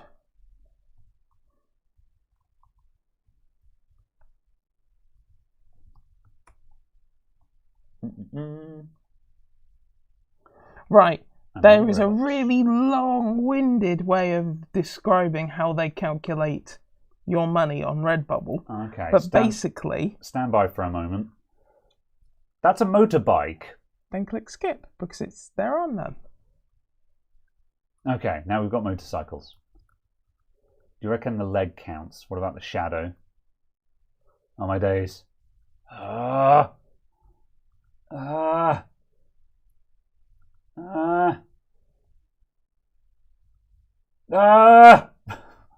Cars!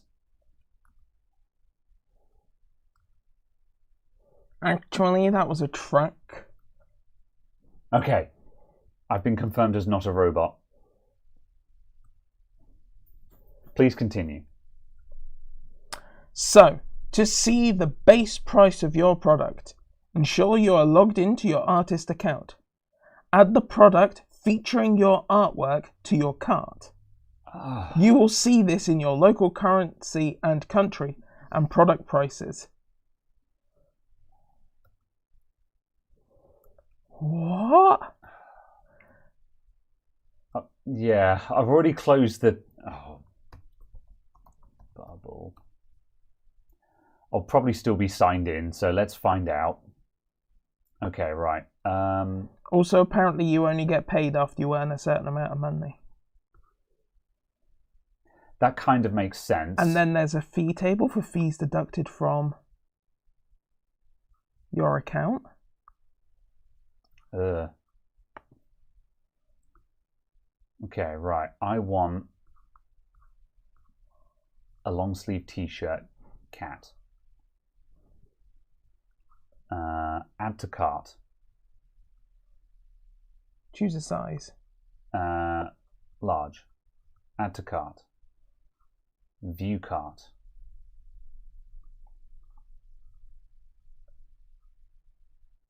So, what did we do then? Because this is just in a shopping cart now. So that's £20.41. If you go back... Okay. And that's £24.49. You get £4. Oh, wait. That's £24.49. Yeah. And then see the price of the item in the cart.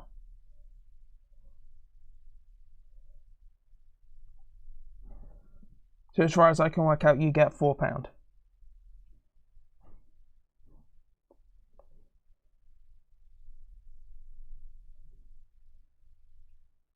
But wouldn't it be more expensive in the cart?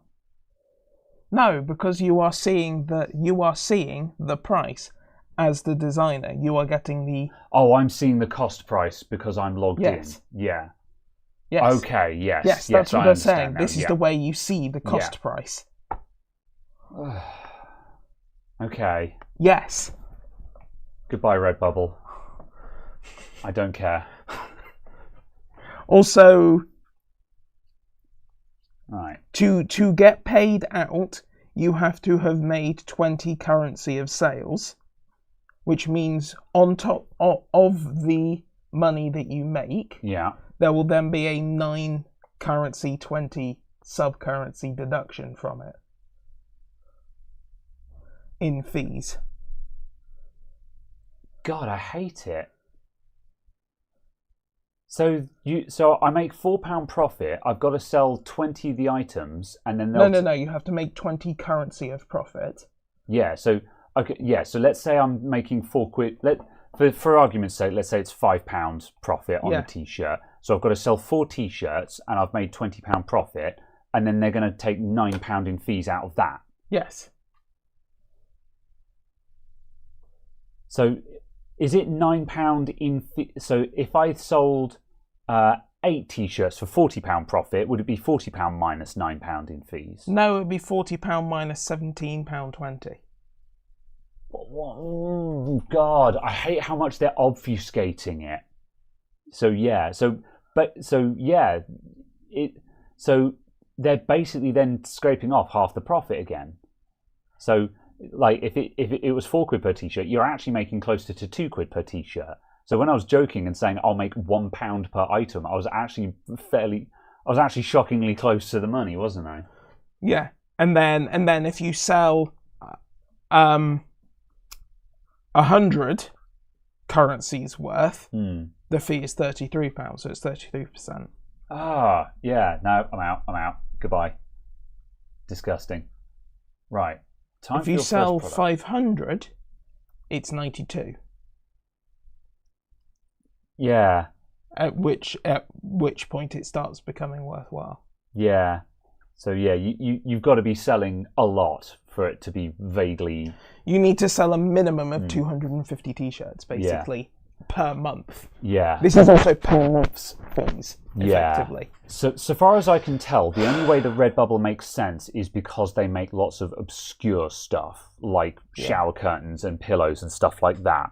Stuff that's difficult to get elsewhere. Yeah. I think that's the only possible justifications to why they might be worthwhile. Yeah, but it's still a case of it only starts to become reasonable at 250 units a month or greater. Yeah. But at 250 units a month or greater, if you were selling 250 units a month or greater, at that point it's worthwhile you setting up your own eShop. Yeah. Because 250 units a month with your own eShop instantly means you're now making £10 a shirt, selling it yourself. Yeah. And just shuffling orders off to somewhere else. Okay. You decide which products you offer. Okay, well, I'll chosen products 18 of 187. Cool, sure. Next. Cat. Oh, okay, cat. Nearly came up as Catholic then, but I got it wrong, and then I reached up to hit backspace and just hit square bracket a couple of times, so it's cat. Also, tag suggestions 2023 pet tiger meow evening. It's a new password. There we go. But choose between 3 and 25 tags. Add the meow. Add the meow. Okay.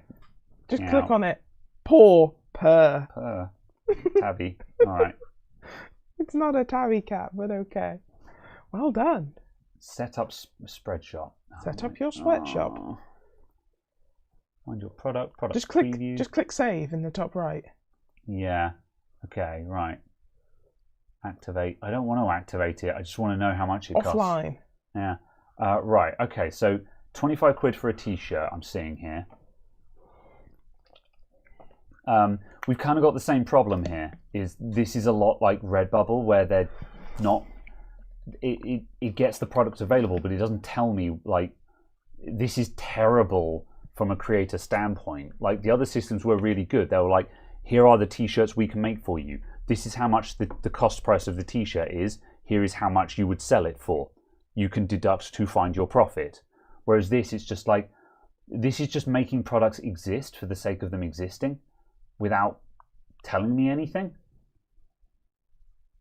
Okay, if I add that to the basket, choose a size, I guess I'll get a 3XL, because apparently I can't get a t-shirt in anything less than a 3XL.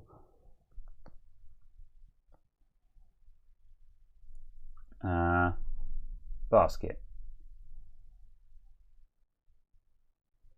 Okay, I'm not sure how we managed to get from 25... Looks you've added 2 of them. Oh, I see. Oh, yeah, see. Okay. That's fine. That was my bad. That was my bad. It doesn't... Yeah, again, this isn't telling me anything. Designs. Remind me later.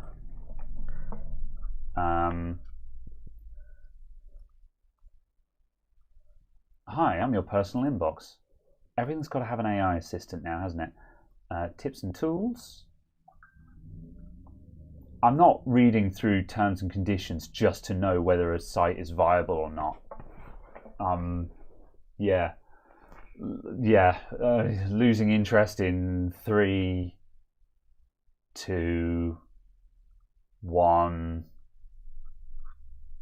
Lost interest. Oh, hang on a sec. Well, promotion calendar? No. Apparently there is Spread an out. option on Redbubble to select your margin, but like, fuck knows where that option is. Yeah. No, I'm out. All right. Oh, apparently there's a spreadsheet. Ah, spreadsheets. Is that for Redbubble still? Yes. Okay. The prices are garbage. Yeah, the basic price on a shirt is like $20. And then... Yeah. Fourth Wall seem really freaking good. So far as I can Where's tell. an adult's t-shirt? Sent you the prices for Spreadshirt. On a okay, I'll check, but like I'm not impressed by the website at all. I'm just, once again, everything is obfuscated. You know, I'm just like, I don't like the system. It's got the same feel as Redbubble does, where I'm just like, just tell me the things. Just give me the actual prices? Yeah. Yeah. All right, yeah. Yeah, Mike's Unboxing has sent me stuff. So, an organic t-shirt. Organic t-shirt, base price is €21. So, pretty horrifying is the answer to there.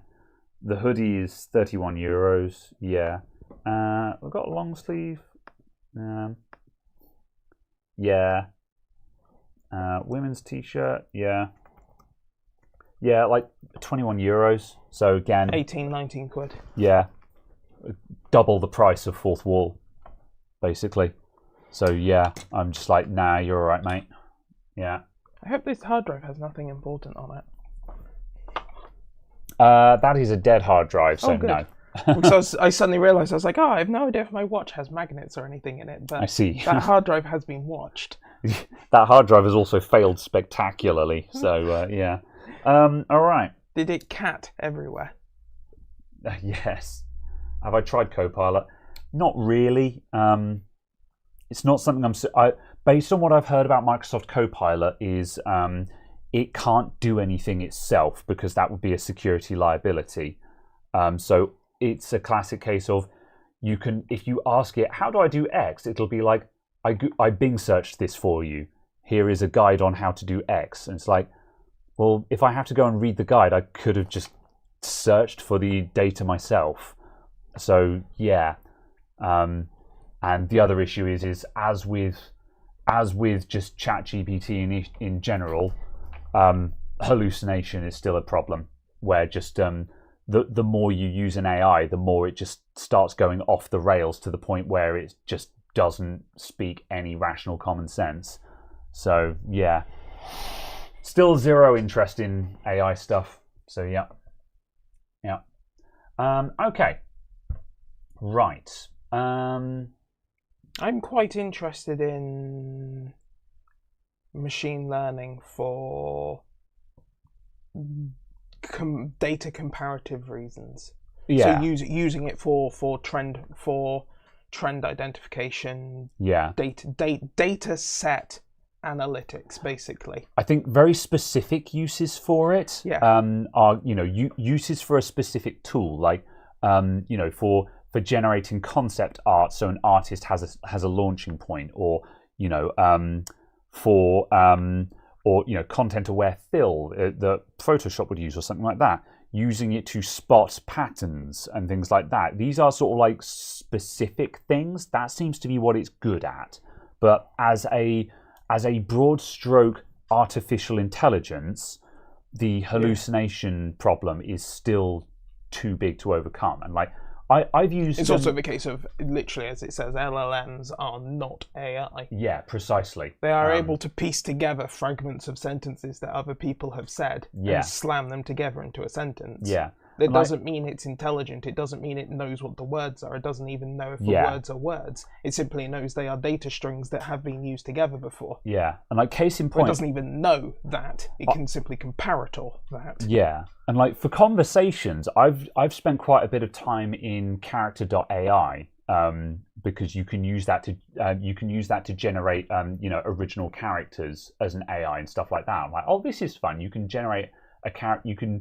You can teach it an original character and then try and have a conversation with it to do character development and stuff like that. Oh, that's interesting. And it's quite fun, and I use it frequently just for ideas and like sort of just thought process. But when you're speaking to them, it is patently obvious that the AI doesn't understand what is happening. The way it speaks, you can tell that it is predictive and it is using snippets of other things that it has been given, and it's not aware of what you're talking about at any kind of high level, which goes without saying. As said, it's not an AI, but it is it's very obvious. Like when people, every time I see an AI bro saying to me like sort of, oh, this is the future, I'm just like, we're not there yet, not by a long shot. It doesn't understand anything. The thing I like about it though is, as you said, about using it as a tool for specific things. Like the thing I like is ChatGPT as autocorrect. ChatGPT is autocorrect. It's amazing because you feed it a garbled sentence and it goes, well, these words are often used together, and does that match close to keyboard usage and things like that? And you kind of build out from that. That sort of usage, because it's a specific function tool, makes sense. And code snippets as well. Like obviously any code it outputs needs to be checked, but code snippets as a launching off point. Like for example, if I needed to make code for a scripting language that I didn't know, like I wanted like home automation or something like that. Like if I got into if this then that, and I needed to make a home automation script, I wouldn't know where to start. But I could ask ChatGPT to generate it, and then I could go through and I could tweak that to what I actually want, and it would give me that launching point. So that's where I think the uses come in. Right, someone said Amazon merch. Where was it? I saw it. Oh yeah, Chunky Chunk said, did you check out Amazon merch? No, we did not. Amazon merch on demand. Amazon merch on demand. Yeah, that does the same thing. All right. I don't know what my password is. How does it work? Upload your stuff. We'll create a product page on Amazon and customers buy your product. All right. Interesting. All right. Sign up with your existing Amazon account to get started. Okay. Amazon.co.jp customers. Create an Amazon.com account. Okay. Yeah. Right.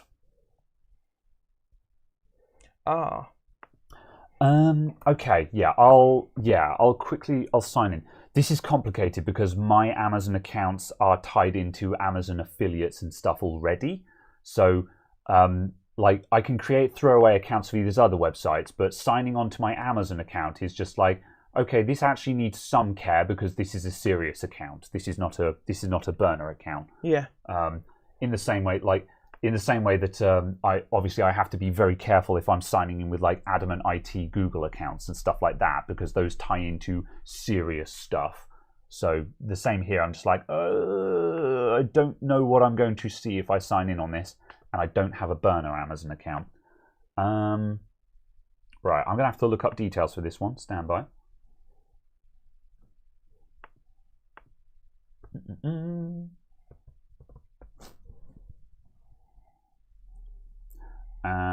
Unlock. Are you signing in?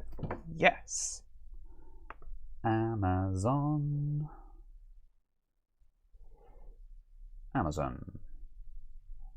Show password. Okay, right. Read password out loud.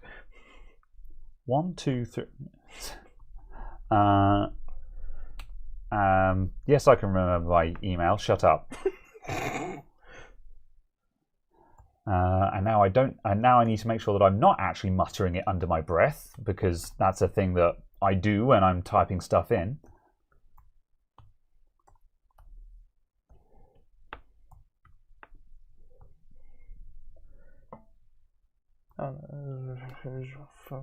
Okay. And we close all of that immediately, and now my phone's starting to blow up going, someone's signing in! I'm like, yeah, that's fine, that's me. Do you not have 2FA turned on? I should do, but apparently it has not 2FA'd me. Like the OTP? No. 2FA. Fair enough. However, it doesn't OTP me, but I specifically signed up for that because of how many times I was buying from different Amazons across Europe. It was regularly closing my account. I thought it was one-time passwording me over SMS though, so I'm surprised. But yeah, however, I do get alerts and stuff, so that's something. But yeah. A loop. Okay, right. Thank you for your interest in setting it up.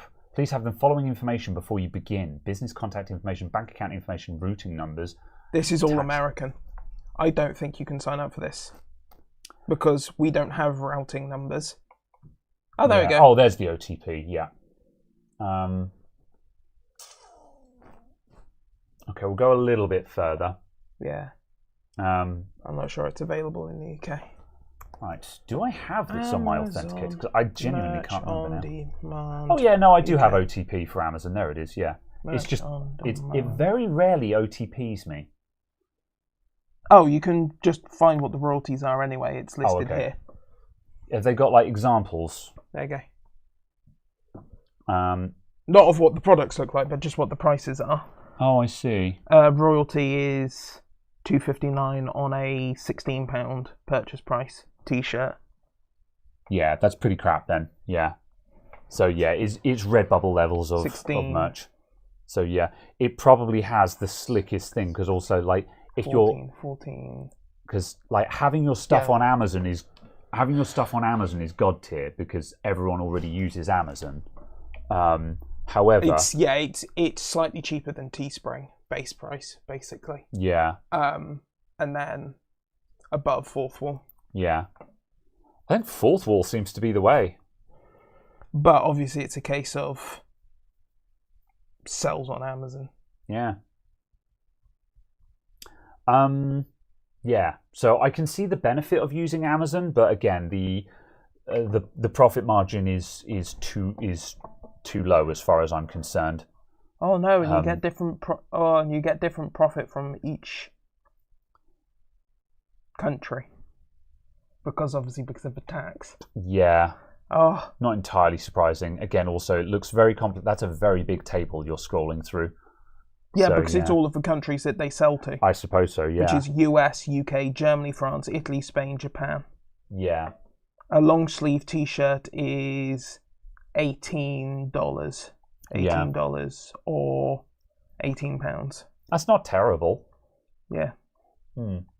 Oh yeah, because clothing doesn't have VAT on it in the UK, you actually earn more from UK buyers. Oh, interesting. Yeah. Okay. VAT laws are confusing. Yeah. Yeah. There's beef. There's beef with that. You can. Oh god, pullover hoodie, £30 sale price, £2.80 royalty. Yeah. Oh. Yeah. I mean, but you'd have to sell enough of them to cover that. And you might do so because you know of the Amazon affiliates gives you 30% on clothing sales. Yeah, didn't know it was that much, but or 20% on clothing sales or something like that. God, sell your own merch through your own affiliate link. Right? There's no way we're the first people to think of that. I'm sure there is no way that works. Yeah. That much being said, I don't know if buying stuff through my own affiliate links works or not. What, you buying stuff? Yeah. No, I didn't think so. Yeah. As far as I can tell, me buying stuff there also doesn't work. Yeah. Okay, I think Fourth Wall is the one. Yeah, certainly based off of the YouTube integration. Yeah, Fourth Wall seems to be the one. Now, I think there is mileage in doing some with a local printer stuff, but that would have to be within the UK, I think. I think it is worth you throwing up a UK, I don't know what the correct description is, ECC only, ECC plus UK only pre-order. Yeah. Because ECC payments are, whatever. I'll call it Europe. It isn't Europe, but Europe only pre-order. Brexit means Brexit. Sorry, carry on. No, it's because certain countries haven't signed up for the banking agreements. I see. And I couldn't remember exactly what the correct name was. Yeah. Anyway. European pre-orders. Yeah, and do that separately. Yeah, because we can because it'd be basically a case of you are sending me money to a bank account. Yeah. You are doing a faster payment to a bank account. Yeah. There is no automated receipt. There is nothing. This will be a trust me, bro arrangement. Yes, Yeah. you are literally just throwing money into a void on a pre-order. Yeah. Yeah. I understand if you have concerns about signing up for this. Yes. However, the pricing will be better than what eventually goes live. Yeah, I suppose so. Yeah. So I guess so.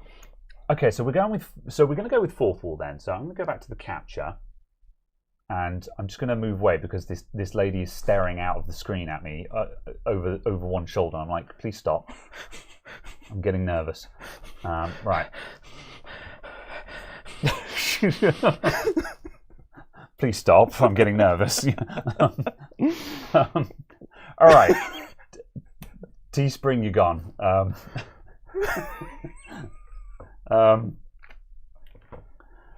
Right. Okay. So we want to sell some stuff. If we sell through fourth wall, that's fairly easy. We can throw up some designs for whatever they've got available. So we want to do a couple of designs. Then we would take some of those designs and we would say to Sai, what of these can you produce and how much would it cost? And if it comes in at a better price, we could then do a European pre-order and just be like, Europeans can get a special price just because we can get it cheaper. Yeah. If you're around the world, you've got to go through fourth wall, which will cost a bit more money, but that's because they're going to do the distribution for us. That seems like a reasonable way forward to me. I feel like Raider doesn't know the reference. The safe word is banana. Yeah. No, it's not. It's pineapple. It was pineapple, wasn't it? Oh shit! What was it from the opening scene of Magica? Oh, Magica. I'm not sure. Oh no.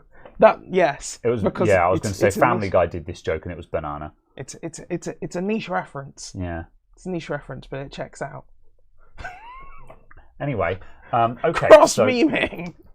Okay, so design ideas. So we want like a couple of t-shirts, a couple of long sleeves, and a couple of hoodies or something to start off with. I still think one of each of these designs should literally just be big logo.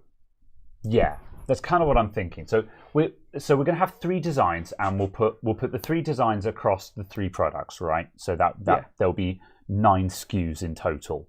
So so designs, we're going to have just basic logo design. So this would just be. Yeah. Is the t-shirt still hanging up? Yeah. So I was just going to grab it. Yeah. Okay. Yeah. And also grab water. Understandable.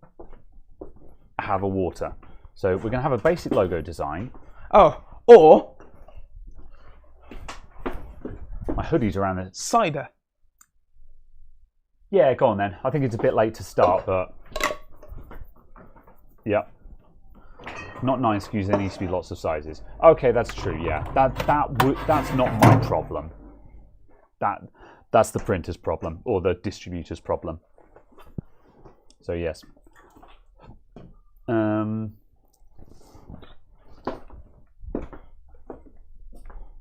Have t-shirt. T-shirt. Right, is this the side logo one? Yeah, so this is the side logo design. This was one of the original prototypes. So, T-shirt, and it's got the side logo. So when you're actually wearing it, the logo is sort of on the side. I like the idea of this one. I didn't like the way that the logo spanned across the seam of the T-shirt, but also, as you said that one time, fixing that drastically complexifies the shirt. But at any rate, I'm not sure if I'd go with the full on-side design. I think I would probably just center it or something like that.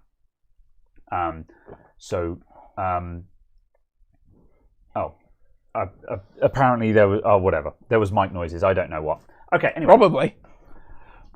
Basic logo T-shirt. Basic logo T-shirt. Yeah. So yeah. Right. Basic T-shirt. So then we would want. Then I want a cool design T-shirt. I'm putting that there for you to move it. Okay. Mic issues when you wave the shirt. The mic got bumped. I don't know. I'm sorry. So. Right. Yep. Okay. There's nothing I can do about that except try not to bump the mic. I'm sorry, guys. Oh no. Right. Can we cheat and get AI to do the art? No. For multiple reasons. What are you knowing? That if you did the Amazon merch thing and someone bought a tank top from you, you would receive 46 pence. I see. Okay, right. So, cool design T-shirt. So, cool design T-shirt means. So, a cool design T-shirt is where's heckin' Buildzoid's shop? Actually, hardcore overclocking Teespring. So when I was an early idea that I had was going to be an early idea that I had for a T-shirt was going to be some kind of stylized design that showed power injection, inject power and a capacitor on fire kind of thing. It's not so bad. Now I'm looking at it again. However, it's also kind of similar to Buildzoid's idea where he's got a VRM going nuclear. I actually have this T-shirt, but this is actually sufficiently different. But so this is my idea. This is what that's actually really good. Yeah, I liked it. Yeah, this is what I would refer to as a cool design T-shirt. It's not just a branded merch. It's got something cool happening on it. That's what I mean by cool design. Is like, even if you don't know who Buildzoid is, this is some electronics going kaboom, which is cool, So that's what I'm talking about here. Is that's a cool design shirt to me. And what else has he got actually? Yeah, he's got other stuff. Like he's got his RAM timing shirt and stuff, which is cool, So yeah. That would be the idea there. Does he actually have a RAM training shirt? Oh boy, he doesn't. It looks like he doesn't actually have a logo shirt, which is interesting. I mean, he does. It's these. I guess these are functionally his logo because. Yeah. Well, I was going to say it doesn't have this logo. Oh yeah, but that's also because that's the highest resolution it's ever existed in. Yeah, it's true. And this is the icon he uses for everything. Oh yeah, fair enough. Yeah. Okay.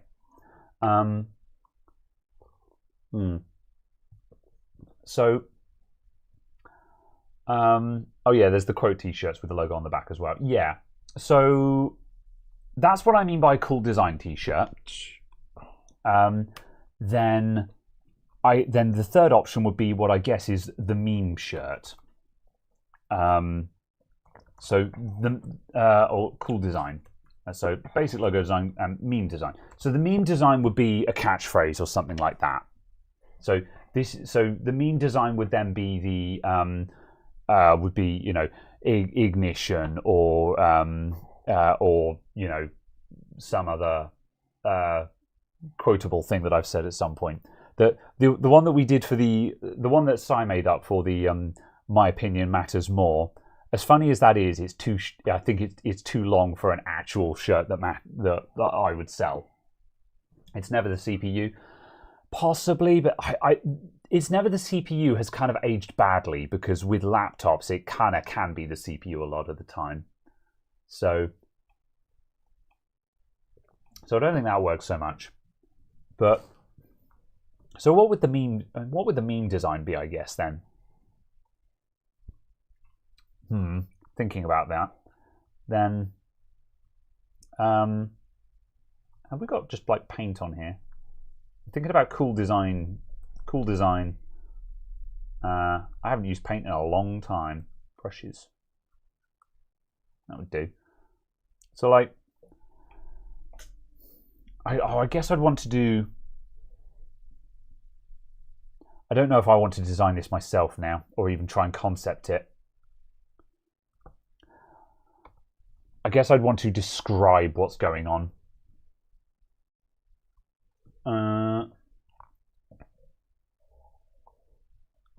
Ignition with a VRM fire. See, I don't think I'm allowed to do that one because Buildzoid has a VRM going bang.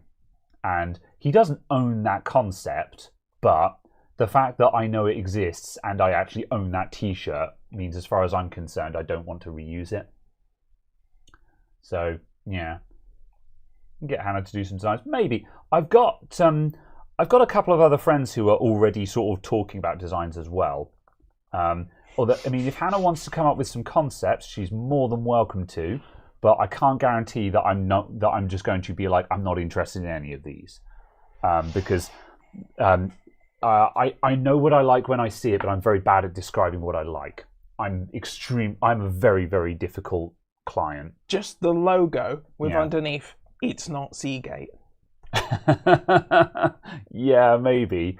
I think that's a good idea to bring in at some point, but like I think that's that would be one to do later when we bring in more designs, you know, post-launch kind of thing.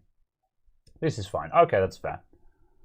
An enlarged version of I have the Adamant IT logo in SVG, so I have it in infinite resolution.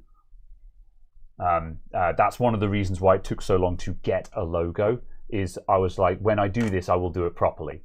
And yeah, so that got done properly. I forget who even did the SVG now. It was someone that you put me through to, I think. No. You sorted that bit out. The actual base design came from someone. Yeah.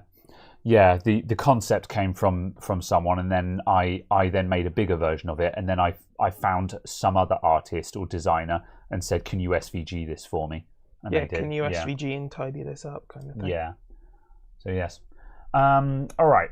So basic logo design. It's a t-shirt with the logo on it somewhere. Shirt with logo on it. Would it be a big logo or? What do people think? Would you want a t-shirt with like the centered logo, or would you want it breast logo, or like an offset logo, like the side logo style? What do people like? Or just blank on the front and logo on the back? You know, what are people feeling there? That's the thing, because the logo.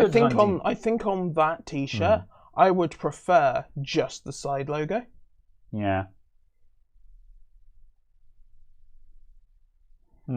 Because the other thing I was thinking of was, because on the LTT ones, they've got the stealth design. Yeah. Where it's a cool art design on the front, and then there is just a small circular LTT logo here. Yeah. So you have to really be looking at the back of someone's neck. Yeah. Logo of breast. Yeah. Small logo. Yeah. Yeah. And large on the back. That would work, actually. Just small on the front, large on the back. That's the best of both worlds, I think. So yeah. There's a massive fly or wasp. Yeah, it's a massive horsefly that's been buzzing around in here for the past few hours, and I really want to murder it, but it's difficult. All right, okay, so basic logo design. So small chest, small on chest, small large, chest only. Wait. Large on back. All right, basic logo design. Cool design. So cool design is going to be simplified VRM circuit with power supply injecting and fire on our component. So then if I did, so then the fire on the component, that would be stylized or something, I think. And then whoever's actually doing the design on this, I'll just draw out a VRM and just be like, this is the basic circuit design. Do this but stylized, like, you know, haphazardly drawn or something like that. Just do a gigabyte logo. Large logo shrink and cause the cotton to stretch. Stretch is something that you're going to face with any garment. So yeah, this is kind of a problem you're going to face with whatever you get. Right. Tool roll or microfiber cloth with the Adamant IT logo. These are cool ideas, and I like these ideas, but getting specialist stuff done might be a bit trickier. This stuff like this would need to come in when distribution is available, basically. Like, there's not a doubt in my mind that I could find a supplier who can make a tool roll or a microfiber cloth with my logo on it, but again, distribution is the problem. I could order those, but then I've got to ship them myself, which is not an option. Or I've got to find like the long-term solution might be to find a company that does distribution. You know, that must be a thing that exists. There must be companies out there that are just like, you supply us with the product and we'll ship it for you, kind of thing. So why not mouse mat? Same thing. Who's going to distribute it? This is the kind of thing that Redbubble will do, but again, you make bugger all money on it. Yeah. So there's, you know, and with the best will in the world, there's no point of it existing if I'm not going to make any money on it, because it's just people throwing money at other companies at that point. So, so yeah, I would love mouse mats and stuff, but again, this is stuff that we've got to find a supplier for. So, I mean, that much being said, we could start digging into what else Fourth Wall can do. So, I mean, what else can Fourth Wall do? Categories, accessories, desk mats. Yeah, we can do a mouse mat. The mouse mat can exist. Now we're at, like, yeah, actually, yeah, the mouse mat can exist. Stickers, bags, face masks, flags, laptop sleeve magnets, patches, pins, shoes, socks, yoga mats. Hell yeah. I want a yoga mat. Not for $50. Yeah, no, not going to lie. Okay, we can do mugs as well. Water bottles, pillows. Wow, they've got a lot here, actually.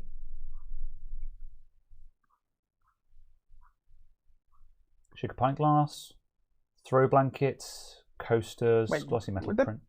Are they actually glasses, did you say? Glossed cork, yeah. I thought you said glasses. No. Yeah, that's that. No microfiber cloths. But yeah, can definitely do mouse mats though. What's under accessories? Accessories. Oh, I see. Yeah, we can do wooden ornaments. Adamant IT Christmas tree ornaments. In time for Christmas, everyone.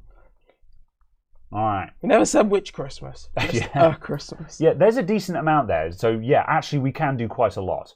So yeah, the Adamant IT mouse mat will definitely be a thing because I actually want one. And I've had my finger on the trigger to order a one-off one a couple of times, but then bottled out. Because I was just like, oh, if I'm going to make something, I need to look at merch properly. But yeah, Fourth Wall seemed to be a solution here. So yeah, we'll make that stuff exist. It needs to be neon colours though. I mean, I was just going to do Adamant IT colours. Yeah, but a mouse mat needs to be in black with neon colours. Yeah. I mean, I could do two options because I don't want a black mouse mat because it's terrible under camera. I need a neutral colour mouse mat. I wasn't asking about putting it on camera. Well, I'll make two then. I'll make one that's neon colours and I'll make one that is the colours that I want specifically. And people can be like, I want the one that you see in the videos. I'll be like, sure thing. Here you go. Here it is, sold on my Amazon with my affiliate link. Yeah, well, sure, yeah. Buy my product via my affiliate link. Give me twice your money. All right. So we've got the basic design. We've got the what's the meme design then? I don't know. I feel like now is not the time for meme designs, only because memes develop naturally. Okay. So in which case we're doing two designs then. Are we going to do Are we going to replace the meme design with a stealth design? Sure. I mean, you can have as many designs as you want.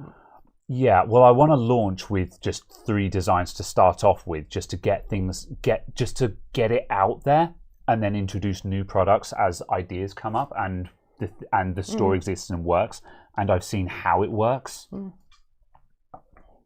Okay, we're ditching the meme design for now then. Basic logo design. Let's do stealth design then, where we've got stealth design, where it's just small logo on chest. And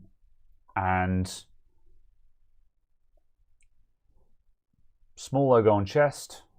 Well, should we do small on chest and then just... Is it worth having both of those available? I don't see why not. Yeah. Sure.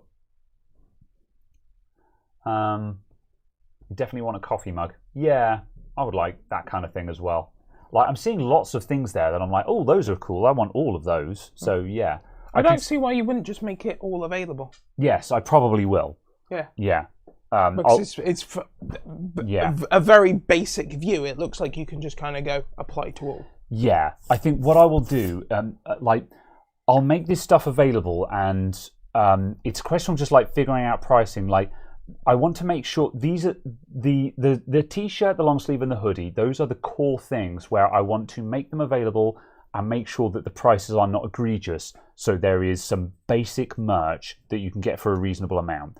And like, if the coffee mug is ridiculously expensive, then it's just like, it's there. You can buy it if you want. You know, yeah. I'm not. You know, I don't know if this is. I'm not going to say whether this is good value or not, but it exists. You know, however. One of the things is just like, if I'm going to, you know, I want to say I sell merch. Some of it is expensive, but we've got t-shirts that are reasonably priced. So if you want to buy a t-shirt and support the channel, we have a reasonably priced t-shirt.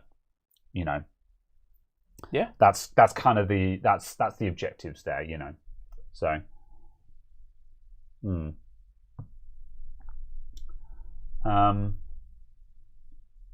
That's the joy of print on demand. Yeah, pretty much. Adamant IT stand and desoldering. Okay, so we've got 3 designs. That's that then. Cool. All right, so now I've just got to come back with the designs, and like, I've got people to chat to for that already. Although again, so if Hannah's got some ideas, then welcome to hear them. Just again, don't be offended if I turn around and be like, no, with 0 feedback kind of thing. But, cool. That's the thing that exists then. I think as well, the other thing you can do is obviously because Hannah and Sai are doing bits and bobs, you can also just kind of go, oh, I want this made. Can you print off one of these for me? Yes. Please label this up, Sai. Yeah, and then you can see what it looks like in physicality. I was about to say, I think that will be especially effective for prototypes. Yeah, basically. So yeah, and obviously it's a case of, I think the other thing as well that might be worthwhile doing is putting it on the Patreon. Yeah, basically saying, if you want to buy these ones, which are a different set of things, which are just random bits you chuck out, and kind of go, this might be merch. If you want to buy one of these, it's this price. Yeah, kind of thing, and do single shots. Yeah, and through like Patreon, because you already have to be paying money to get access to the paying money. Yeah, which kind of means it's going to be a very limited number of people. Yeah, I was going to say, in addition to that, if we limit it to channel members, Patreon, etc., that narrows the scope to the point where we know we're not going to get flooded. Like, getting flooded with orders is a good problem to have. Yeah. But this is why I'm wary about doing sort of local supply, because if you if suddenly the merch was wildly popular and 10% of people ordered, and then half of them are in Timbuktu, I might suddenly be lumped with I might suddenly find myself committed to a lot of orders that I am unable to fulfill. And that would be a very, very bad situation to be in. So yeah, I think, you know, something like a special Patreon edition color scheme or something like that. Yeah, like special, make exclusive match, and make that a tier reward, effectively. Because then it can be something that people get for the top tier. Yeah, or something like that. Just kind of a thank you for actually supporting me for this. Hellcrack. Might find yourself in the same position as people not sending out the steering wheel. Precisely. All those orders that you are unable to fulfill for various reasons, and suddenly you've got a lot of very pissed off customers. So yeah, That would. I think the difference is though that there will be a lot of upfront communication on this, yes, which is the absolutely. difference. Yeah. Yeah. Okay, well, that's very cool then. Yeah. Yeah, my only regret is that I can't, like, just upload a design now and just make it real. This elderflower is nice. Yeah. I didn't know how much I would care for it, but it's actually really good. Yeah, this is the elderflower cider. Yeah. So, yeah. Wild Elder. Oh yeah, the Hogan's Wild Elder. Oh yeah, I had already tried this one. Yeah, no, I'm always a bit hit and miss with elderflower because it's just sort of grass, you know. But yeah, this is very nice. So yes. Oh, embroidered designs as well. That's cool. Where are you looking? Here. For the Cotton Heritage Men's Premium Heavyweight. Yeah, this would be good because I could just go through and make it available. So yes, it's just a question on just setting prices on things, I guess.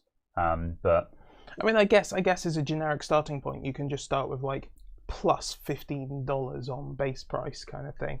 What does that do? What does that do to the final sale price? Okay, what does plus $10 do to the final sale price? I'd probably be thinking of trying to put like plus $10 on everything. Yeah, but if that makes sense, you just start it plus 20 and then go, what's that do to a sale price? Yeah. No, I'm not happy with that. Plus 15. No, I'm not happy with that. Plus 10. Yeah, okay, I'm happy with that. Yeah. And then you go to another product and go, actually, plus 20 on this, I'm very comfortable with.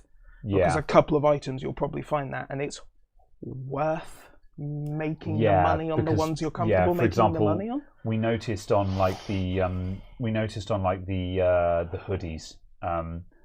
Hoodies seem to be a high margin item because people, as far as I'm concerned, I expect hoodies to be expensive. So yeah, it seems like you can put a fairly generous markup on a hoodie, and people won't be surprised. But also, I'm not out to fleece people either, so No. But it's obviously just a case of But there are certainly going to be certain items where you can get away with having a little bit extra on it and it not be unreasonable. Yeah.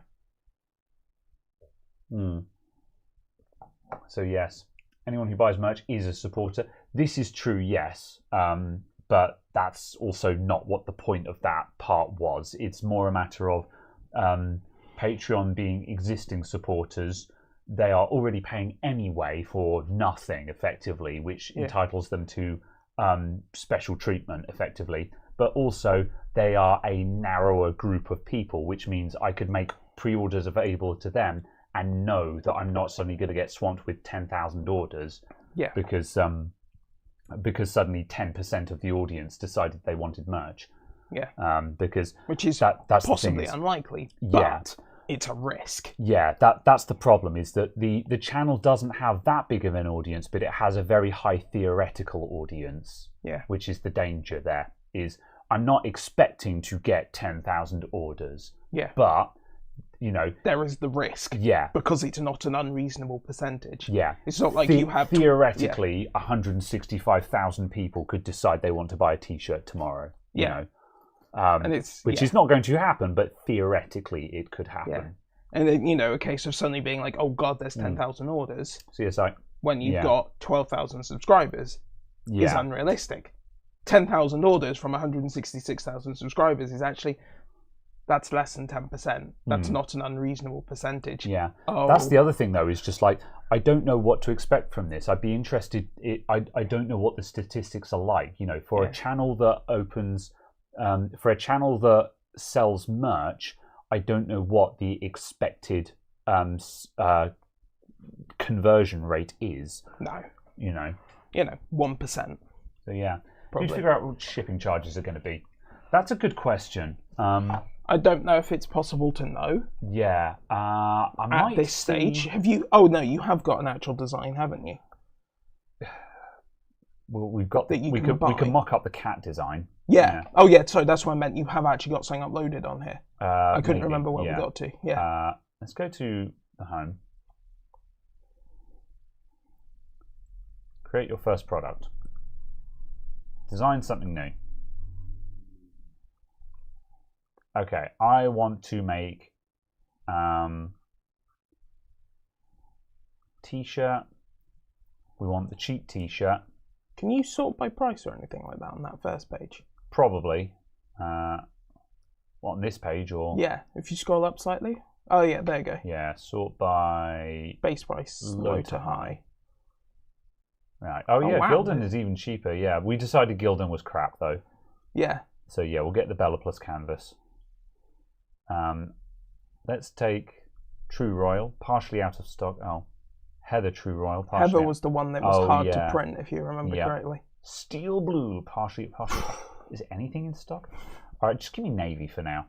I'll fine tune these later. That's a very dark looking navy, but sure, whatever. I like navy. So it's impressive swap out on the t-shirt colours though. Yeah. I'm always impressed by that when they manage to really nail the colour changes. Yeah, it's true. Okay, right. So are we going to do DTFX? No, but as it says on the DTG, ships from the US. So the shipping will be cheap inside the US. I'd expect it to be $5 or $10. Yeah, so we prefer this because it's generally available and at ships all from the locations. EU. Yeah. The only problem with Fourth Wall is it looks like people from the UK will get charged a lot more just because it's shipping from the EU. Yeah. And yeah, although that's not because still searching for those benefits. Yeah. Brexit means yeah, okay, right. Noisy slurp. Although yeah, like I mean at the end of the day, like if UK merch was expensive, then that's a case of like, well, you know, I could just say, right, UK people, I don't have a Fourth Wall stuff is expensive in the UK, therefore I've got some exclusive. I can do the same designs for you from a local print shop. The pricing is slightly different, but you won't get murdered on delivery. Yeah. So, cat. Next. Initializing rendering. I see. Initializing the rendering. Rendering the cat. Processing the rendering. Generating high quality photography. Oh.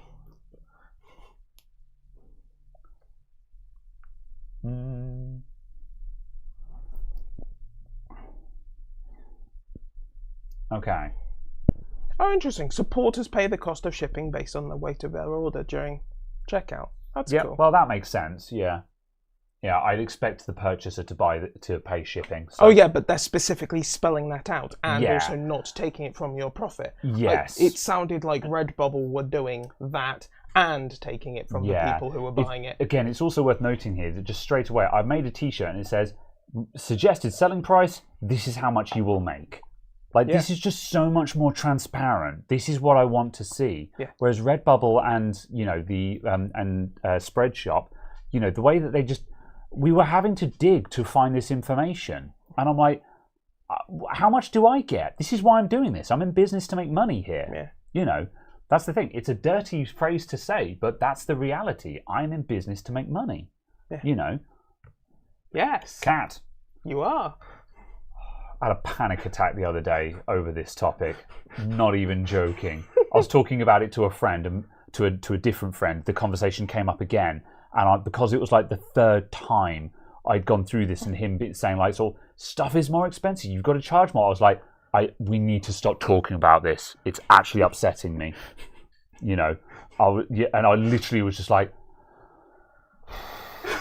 you know. So yes. Right. I try and be sympathetic. I know, but I was just like, yeah.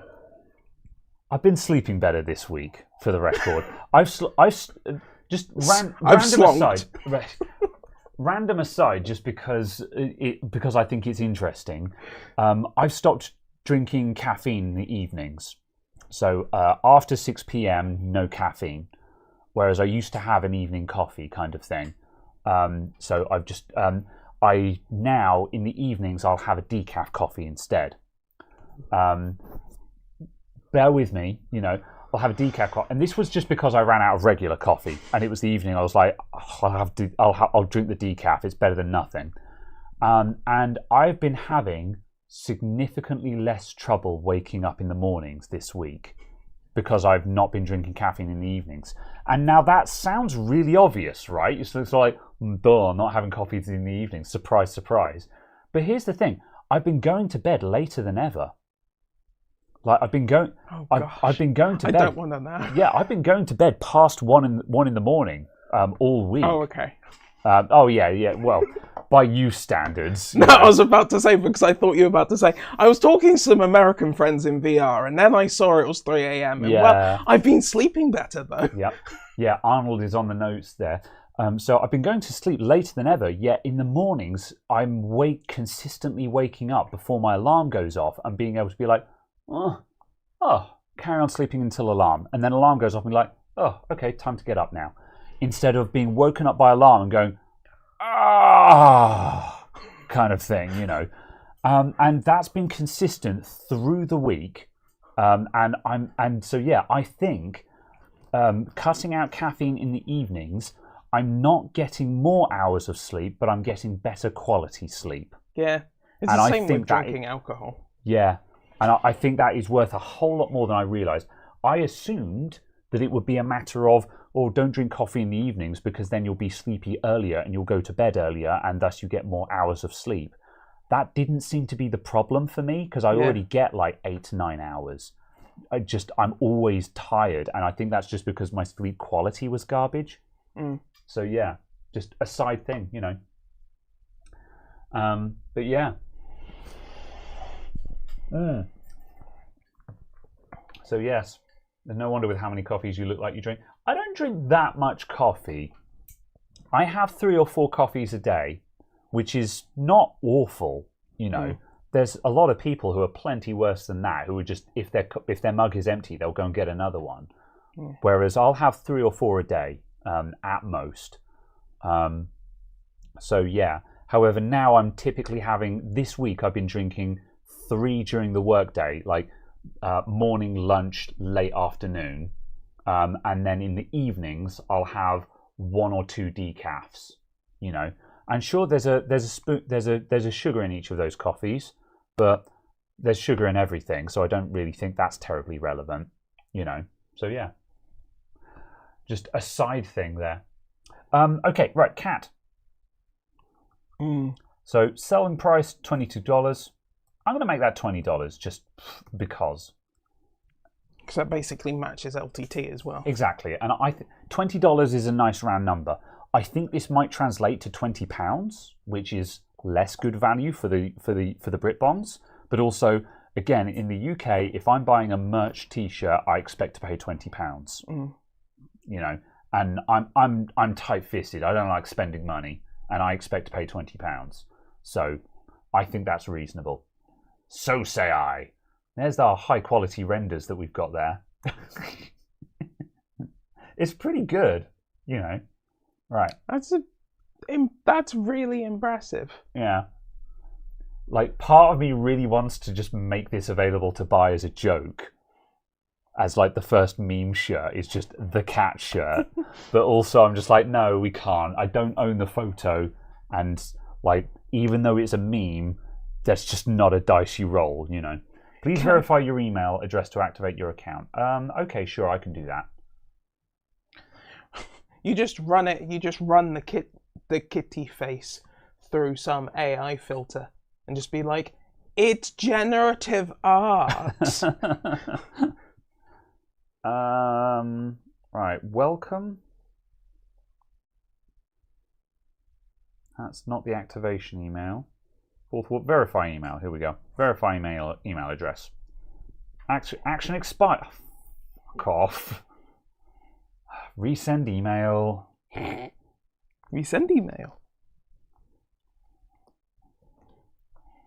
Another email from Amazon. Someone signed in. Someone else has signed in. Yeah. Oh no. Yeah.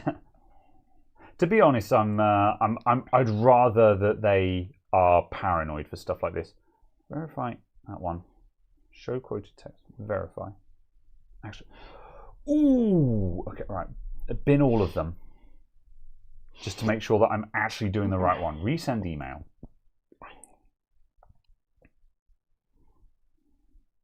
Right, verify email.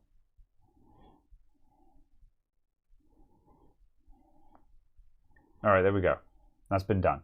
So if I refresh that page, that should disappear.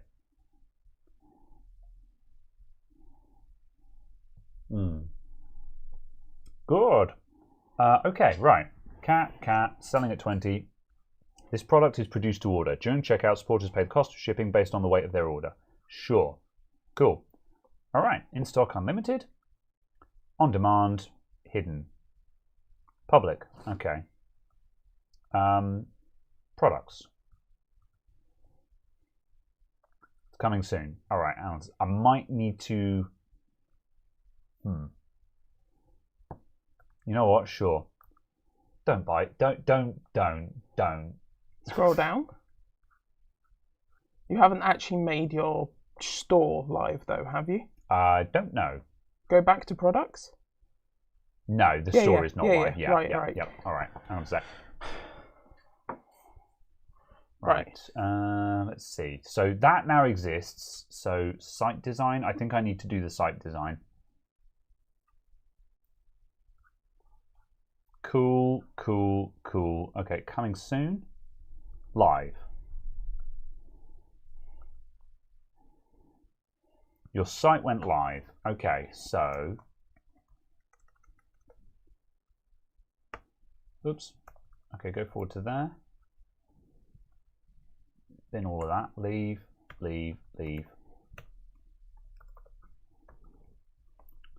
Okay, the cat shirt is available. Oh, damn. 1667. Interesting. So the pricing is not done by region. So I could probably call it $22 in that case.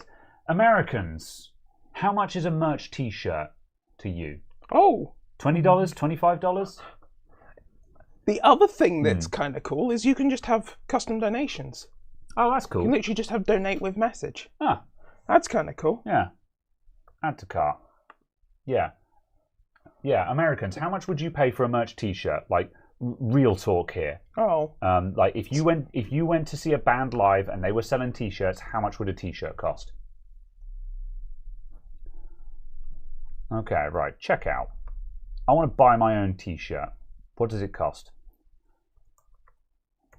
So, leave a message, optional. That's cool. Add an optional donation. Continue to information. Okay, so I'm sending to myself. Adamant IT. 3B Salisbury Street. That's cool. Blandford Forum, UK. No, not quite. Shaftesbury, UK. There we go. City, Shaftesbury. Phone number required for international delivery.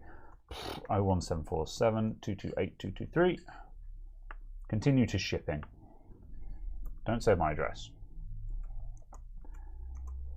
$30 absolute max. Yeah. $20 to $25, $30 max. Yeah. So if I price this at $25, I think that would be more appropriate. Or $22, which was their default price. Actually, I think I'm going to change it back to their default because I knocked it down a little bit, but I actually think the default makes the most sense. Hello, shipping? Oh, email address.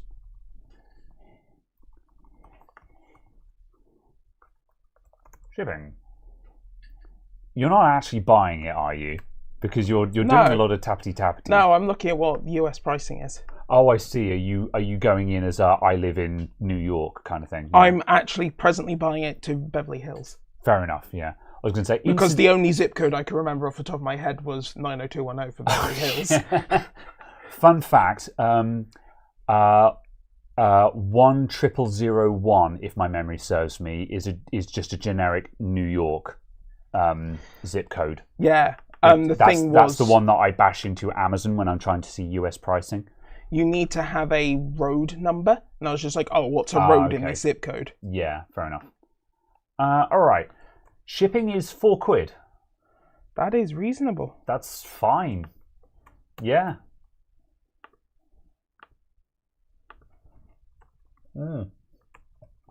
Yeah, that seems fine. I mean, like, I'm serious, people. Please do not buy the cat T-shirt. However, it is technically live right now. If anyone wants to add this to their basket and just tell me what kind of does that work? And what kind of shipping costs are you getting? There you go. That's shipping to California. £3.81. Okay, that's what, $4? Yeah. Total cart price £22. Yeah. So $26 max. Yeah. I can't imagine it being more than that. That seems really slick. That's dead cheap. Yeah. Like, we don't know how good... $27. Yeah. Like, I can't speak for how good quality this T-shirt is going to be. You know, like, I can't guarantee this T-shirt is going to last you a lifetime. Have you got a request samples option? Because I know there was on the first site we looked at. Don't know. You'd probably have to buy one, I guess. Well, I don't know. There was just a button that said request sample on whichever the first site we looked at was on Spring. Oh, on Spring. Yeah, so I don't know if there is one on here. I see. That's what I'm saying. Yeah, yeah. Could you have a ganders and see if there is one? All products. Duplicate archive. Don't think so. Yeah, okay. I can't. I'd imagine that the on Spring, that's just a. I'd imagine that's just a method of you ordering it at cost price.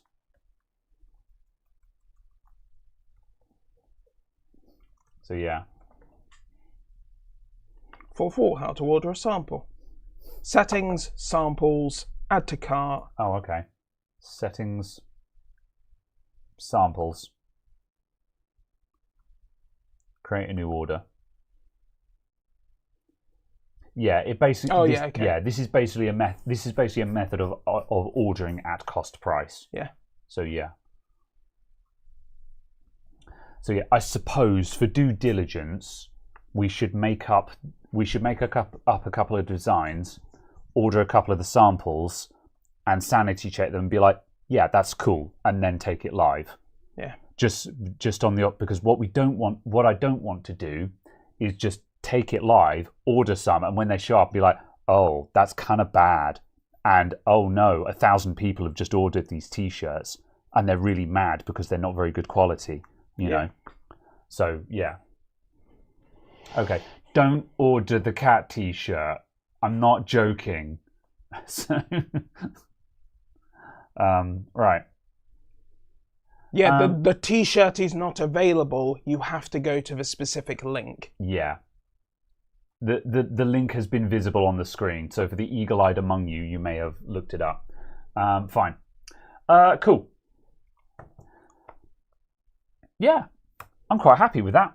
Yeah, absolutely. I am shocked as to how cheap Fourth Wall are. Yeah, this is way. I didn't, based on the way this stream started, I didn't see a world where I was going to be able to sell a T-shirt at less than £25 or $30. Yeah, which was and that's which like was a bit sad. Yeah, and that's just like, oh well. I mean, this is how much merch costs, but even still, I kind of want it to be cheaper than that.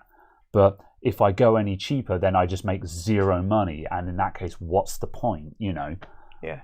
Whereas this seems entirely reasonable to me. Wow, less than €5 to ship it to Cyprus. That's impressive. If that's Fourth Wall. This is great because also, again, like this like worldwide prices. This is what I wanted to know. That's decent shipping rate. Yeah, because someone in Argentina might turn around and be like, "I'm a big fan. I want to buy a T-shirt."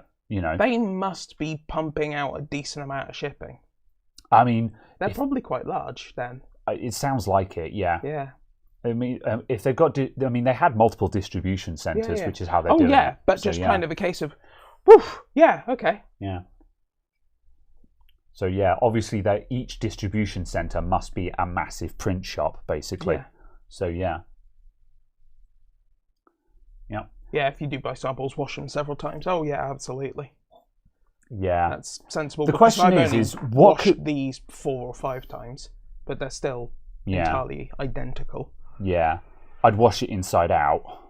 I literally just went washing machine. Oh, fair enough. Yeah, my hoodie I've been washing that. Clothes. Yeah, my hoodie I've been washing inside out. But yeah, because the hoodie, I don't want. I put on the t-shirts now and then if I just want an extra layer on because I'm cold or something. Because I need a 12th layer. Yeah. However, the hoodie is the one I like. I actually wear the hoodie regularly because I like hoodies. So yeah. I was crawling around on the floor on my belly with it, and the graphics started coming off. I mean, normal wear and tear, I'm sure, is fine. Yeah. But yeah, those delivery fees are shockingly cheap. This seems pretty good. I also like that they take Amex, Apple Pay, and GPay. Yeah, it's accessible. Yeah, and they take PayPal as well, which is also good. Sure. Yeah, I wouldn't expect something like this to not take PayPal. True, but it's nice that it's there because, like, for me, I'm significantly more likely to buy something if PayPal is available because I know I can just bash in my PayPal username and password and it just arrives at my door. Convenience is worth an awful lot to me, and PayPal is exceedingly convenient. Yeah. So yeah. Oh yeah. Which is the other reason why I was saying I like the fact that it's integrated with Apple Pay and Google Pay. I presume it's Google Pay. Did you read the full fact? Canada was what I see. Oh, we'll have a look at that. Does it actually say Google Pay? It's the Google logo. Yeah, I just can't remember if it's actually called Google Pay or not. Oh, I see, yeah. I was like, if I hover and it doesn't... GoPay. No, instead of it being called, like Google Services Payment Solutions or something, it's some horrific name because, name on card, adapt it. Credit card or PayPal. Well, how do we do the other ones then? Maybe you have to be on mobile for those to be an option, or signed into them. Yeah, I'd guess. Yeah. Still, it's pretty slick. Okay, right. Can we get FAQ? Just do a Google search. Fourth wall FAQ. Fourth wall FAQ. The fuck? No monthly fees, no upfront costs, no contracts. When you use your fourth wall, creators set their own margins. Very nice. Digital products, 3% flat fee. Yeah. Products from our product catalog. Yeah. Digital products. So yeah, if you're selling something that doesn't exist, yeah. Yeah, in the top right, do you ship worldwide? Yeah. Blah, blah, blah. So what was the original thing? So, so shipping to Canada might include additional fees. I guess it's just a consideration of import. Yeah, because presumably the US, presumably if you buy from the US, by default it shows no taxes because US, and then you're just going to have to pay any applicable local taxes. So yeah, but that goes without saying. Like any other provider we used, we would also introduce the same taxes. So that it's that's something beyond our control anyway. So, oh, that's cool. It also integrates with Twitch. I didn't realise that. That's cool. Members only Discord server. Oh yeah, interesting. Oh, you could sell access to a Discord server effectively through Fourth Wall instead of selling it through Patreon. Yeah. That's kind of clever. This is worth keeping into consideration. Like, I like the idea of keeping this in the back of my mind because, just because Patreon, I don't think they're going to disappear tomorrow, but Patreon as a company has a very concerning future, basically. Just because Patreon are up to their neck in venture capital, which means they somehow have to make all of the money ever, which is hilariously dumb because they literally had a money printing machine, but they just kept taking that VC, and now they have expectations, and they're like, we're not making enough money, and I'm like, you literally have how? So yeah. So I could. This would be good because this is an exit strategy if Patreon explodes. The other thing that's cool is there are developer docs and APIs. So whilst not necessarily directly applicable, could integrate into a website if I decide to get a good integrations website. Available. Yeah. just because of use of API. Yeah. Okay. You can move your domain to fourth wall. What? Okay. Fair enough. Mike Jones says, I worked for a t-shirt print shop in downtown Toronto. They did sports teams and custom things. It was like $10 a shirt, but then you have to buy in bulk and sell yourself. Yeah. As I've said repeatedly through the stream, getting the shirts made yourself, like if I could go to a local printer and get 1,000 t-shirts made, vastly cheaper than this and have vastly more profit margin on them. However, then I have to sell and distribute them. Yeah. And selling and distributing requires a storefront that I don't have and a warehouse that I don't have and shipping someone to package and ship them that I don't have. So that's the difficulty. And like there are some there are some print shops that would handle shipping for you on a small scale, but this is the problem, is that, like we were talking about earlier, there is the possibility that there will be a lot of orders. I'm not going to assume that. I might sell 10 t-shirts total and be like, well, oh well. But also, there might be 5,000 orders, and suddenly the print shop that I was talking to are just like, we can't handle that kind of volume. Yeah. We were not prepared for that kind of volume. So, yeah.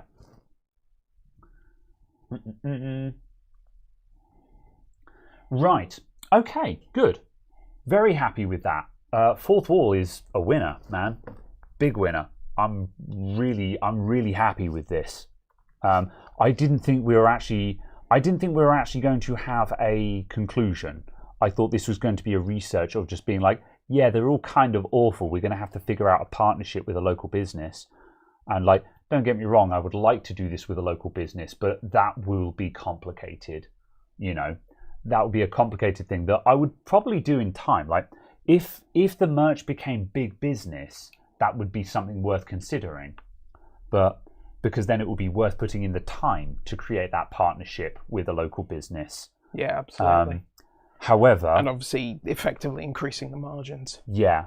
However, as a start point, with no idea at all what the demand is going to be and no idea where people are going to be ordering from, with no data to work with whatsoever, it makes much more sense to use a company like this, and these are extremely reasonable prices.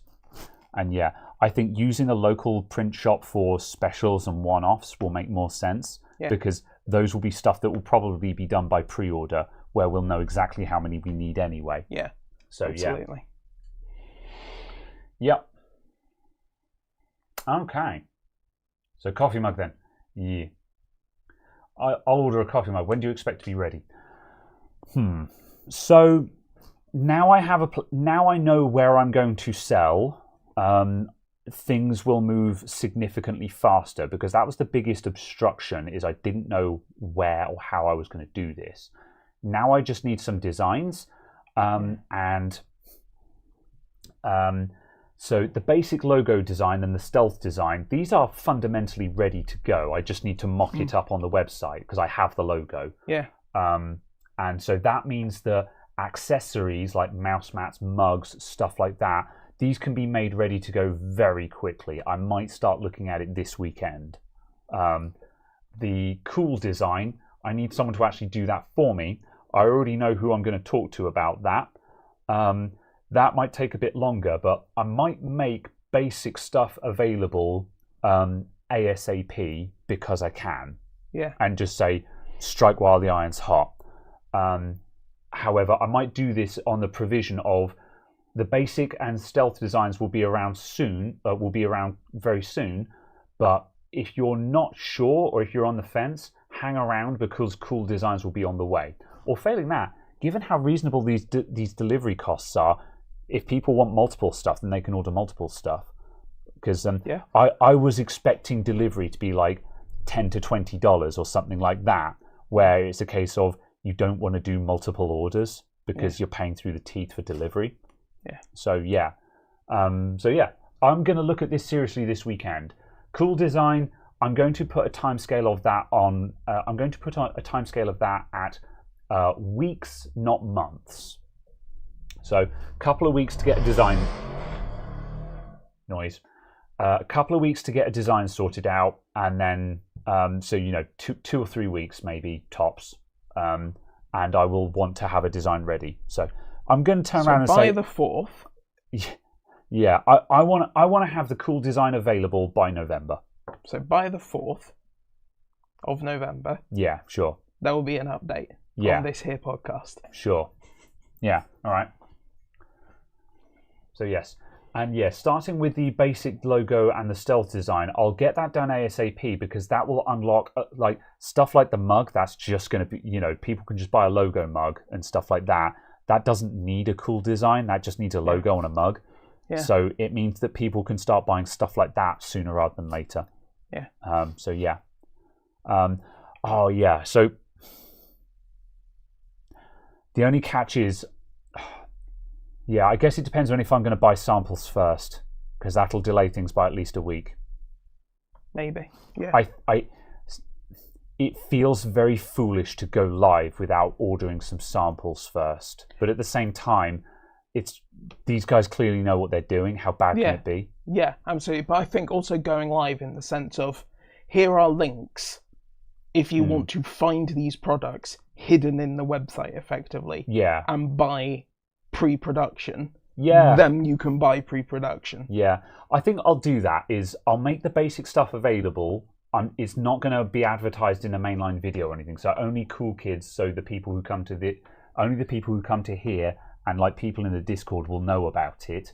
Yeah. And in the product description, I'll probably say, I've not looked at samples of these yet. Yeah. No idea how good they are. Yeah. This seems to be a respectable company that is selling large amounts of stuff for lots of people. I'm sure it's fine, but I haven't looked at it. At the very least, I would be interested in getting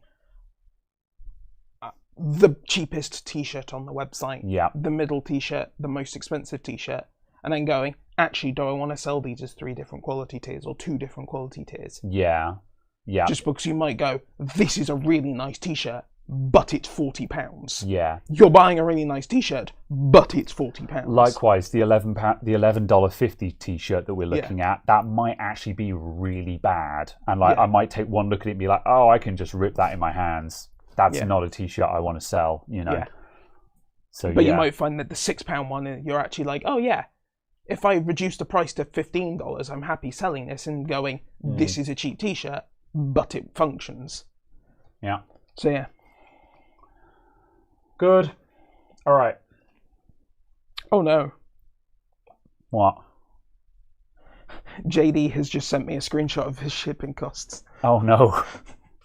I mean, they've shipping to the wrong end of the world. I was going to say they're going to need extra security to get it to JD. So yeah, absolutely. How much? $38.90 for the expedited option, and then standard is only $12.36. Oh, $12.36. $12.36 is entirely acceptable, but I presume expedited means actually tracked, actually courier. Yeah, that's going to be expensive. Yeah. But it's the only option that will actually get delivered. Oh. Because standard shipping, assuming it uses the postal service, won't get delivered. Really? Yeah. Sorry, JD. Yeah. For a moment, I was just like, can we hook up JD or something? But then it's just like, we're going to have to pay the expedited and delivered by a man with an AK-47 just in case, So. Yeah. Oh, well. Yeah. If you have samples on hand, you could actually do a merch announce video as well. Yes. Oh, yeah, that's true. So you want to have actual on hand to do the merch video kind of thing. I buy a bunch of stuff for myself anyway, just because I want my own merch. I want to own my own merch within reason. I don't need everything, but certainly I'd want a couple of the things that I'm interested in. Like, this is the reason why I'm focusing on the long sleeve and stuff like that. I wear long sleeve t-shirts. I want my own long sleeve t-shirt. So yeah, I'll order stuff like that. I'll probably go with them for the mouse mat. So I'm very interested in getting the mouse mat up and running. I need to double check what sizes they supply because I like big mouse mats. But yeah, the mouse mat is a standard. I think it said 9-inch by 4-inch, and then there is a desk mat. But just a case of I don't know if desk mat means something different. Yeah. How do we get to create? All products. Products, create new product. Cat. Oh, yeah. No. Create new product. Design something new. Hat. Cat. Hat. Beans. Cat hat beans. Oh, there is gaming. Gaming? Where? Oh, gamer. Well, that's what a gamer looks like, everyone. This man he's winning. He's gaming. Ah, yes. Gaming joggers. Is it? Wait, how's that? Wait. Oh, okay, yeah. I thought they were actually called gaming joggers for a moment there. I was like, really? So yeah. Yes, I want the Adamant IT logo here.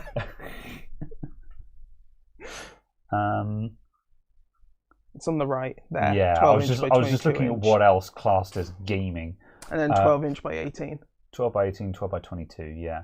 So 12 by 22. What's that in real talk? 30 centimeters by 58 centimeters. Where am I? 30 centimeters. That's bigger. Shorter. I'm not going to be able to figure this out at all. By 2 sets of 30. 30. All right, so it's a bit shorter than the desk mat over here, but that's fine. And what was the width again? 22 inches. Yeah, which will be effectively 2 sets of 30. Oh, yeah, of course it will be, yeah. Well, sorry, it will be effectively 2 sets of 30. Yeah, so it's a bit smaller than this mouse mat, but it's passable. Yeah, I would use. It's not huge. It's not as big as the ones that I like to buy. Yeah. But it's still decently sized. Yeah, it's the size of a cheap one I got off of Amazon. Yeah. Yeah. Matt, it'd be wicked to have a load of those out on the demo bench. The only slight issue is just the shipping cost. Where does it say it ships from the US? Yeah, it ships from the US. Oh no. Okay, so hang on a sec. Let's. Yeah. That might be the issue. I think that might be where we get caught out by this. Is just some stuff will just be obnoxiously expensive because it's not available in your locale. Yeah, but that's what happens. Yeah. So yeah, like I may not, but well, I'd buy one or two, but right, okay, so $20, sure. Product name. Cat.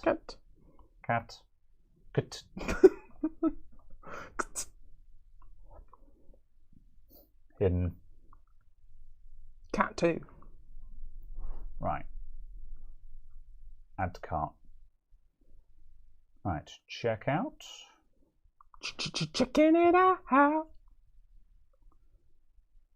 I'm going to need to roll back to cart. However, the shipping has gone up to 25 quid. Yeah. Yeah, it's 21. It's 21 from the US. Oh yeah, 21 from the US. Yeah. So that's the big ouchie. That's the kind of thing that I was expecting. So yeah, some stuff is just going to be horrendous. Yeah, and then it's a case of you're responsible for paying any import taxes. So it'd be 20% on top of that. Yeah. So that kind of sucks. So yeah, but basically makes it like 40 quid for one. Yeah. 40, 45 for one, yeah. So there are some things that just aren't going to work, but then we could probably figure stuff out, you know. I can make it available and it can be a case of like, if you're happy to pay the shipping, then go ahead and buy it. Other than that, like for some items in the UK, I could probably say I got some mouse mats done at a local print shop myself. If you're in the UK, then you can buy them directly from me, and I'll match the price, and it's cheaper shipping or something like that. You know. Yeah. If you go back to the cart. So scroll down a little bit, and then go return to information. Whoop. And then, you might have to go all the way back. And then if you change the number of mouse mats to 2. Then check out.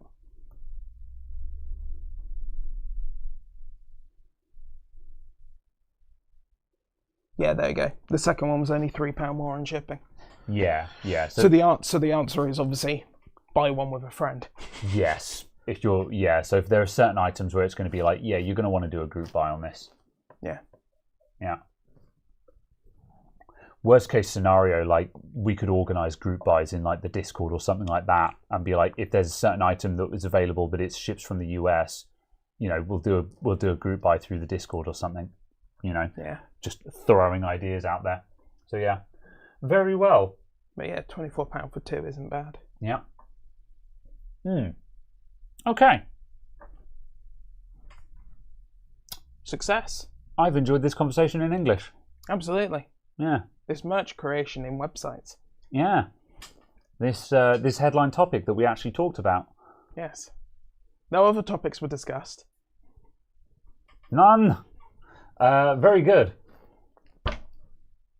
Thanks for coming along, everyone, I guess. Absolutely. Thank you for being here. Yeah. This is the end. Yeah. You can go home now.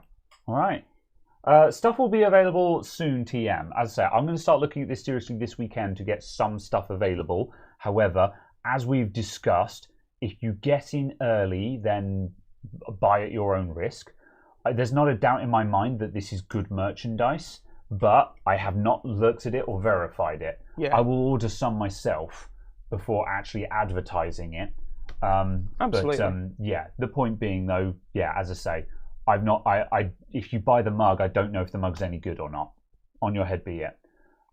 Don't cry if the mug turns up and it's kind of lame. Although actually, but on the flip side though, if you do end up buying something, then jump in the Discord and let me know if it was any good.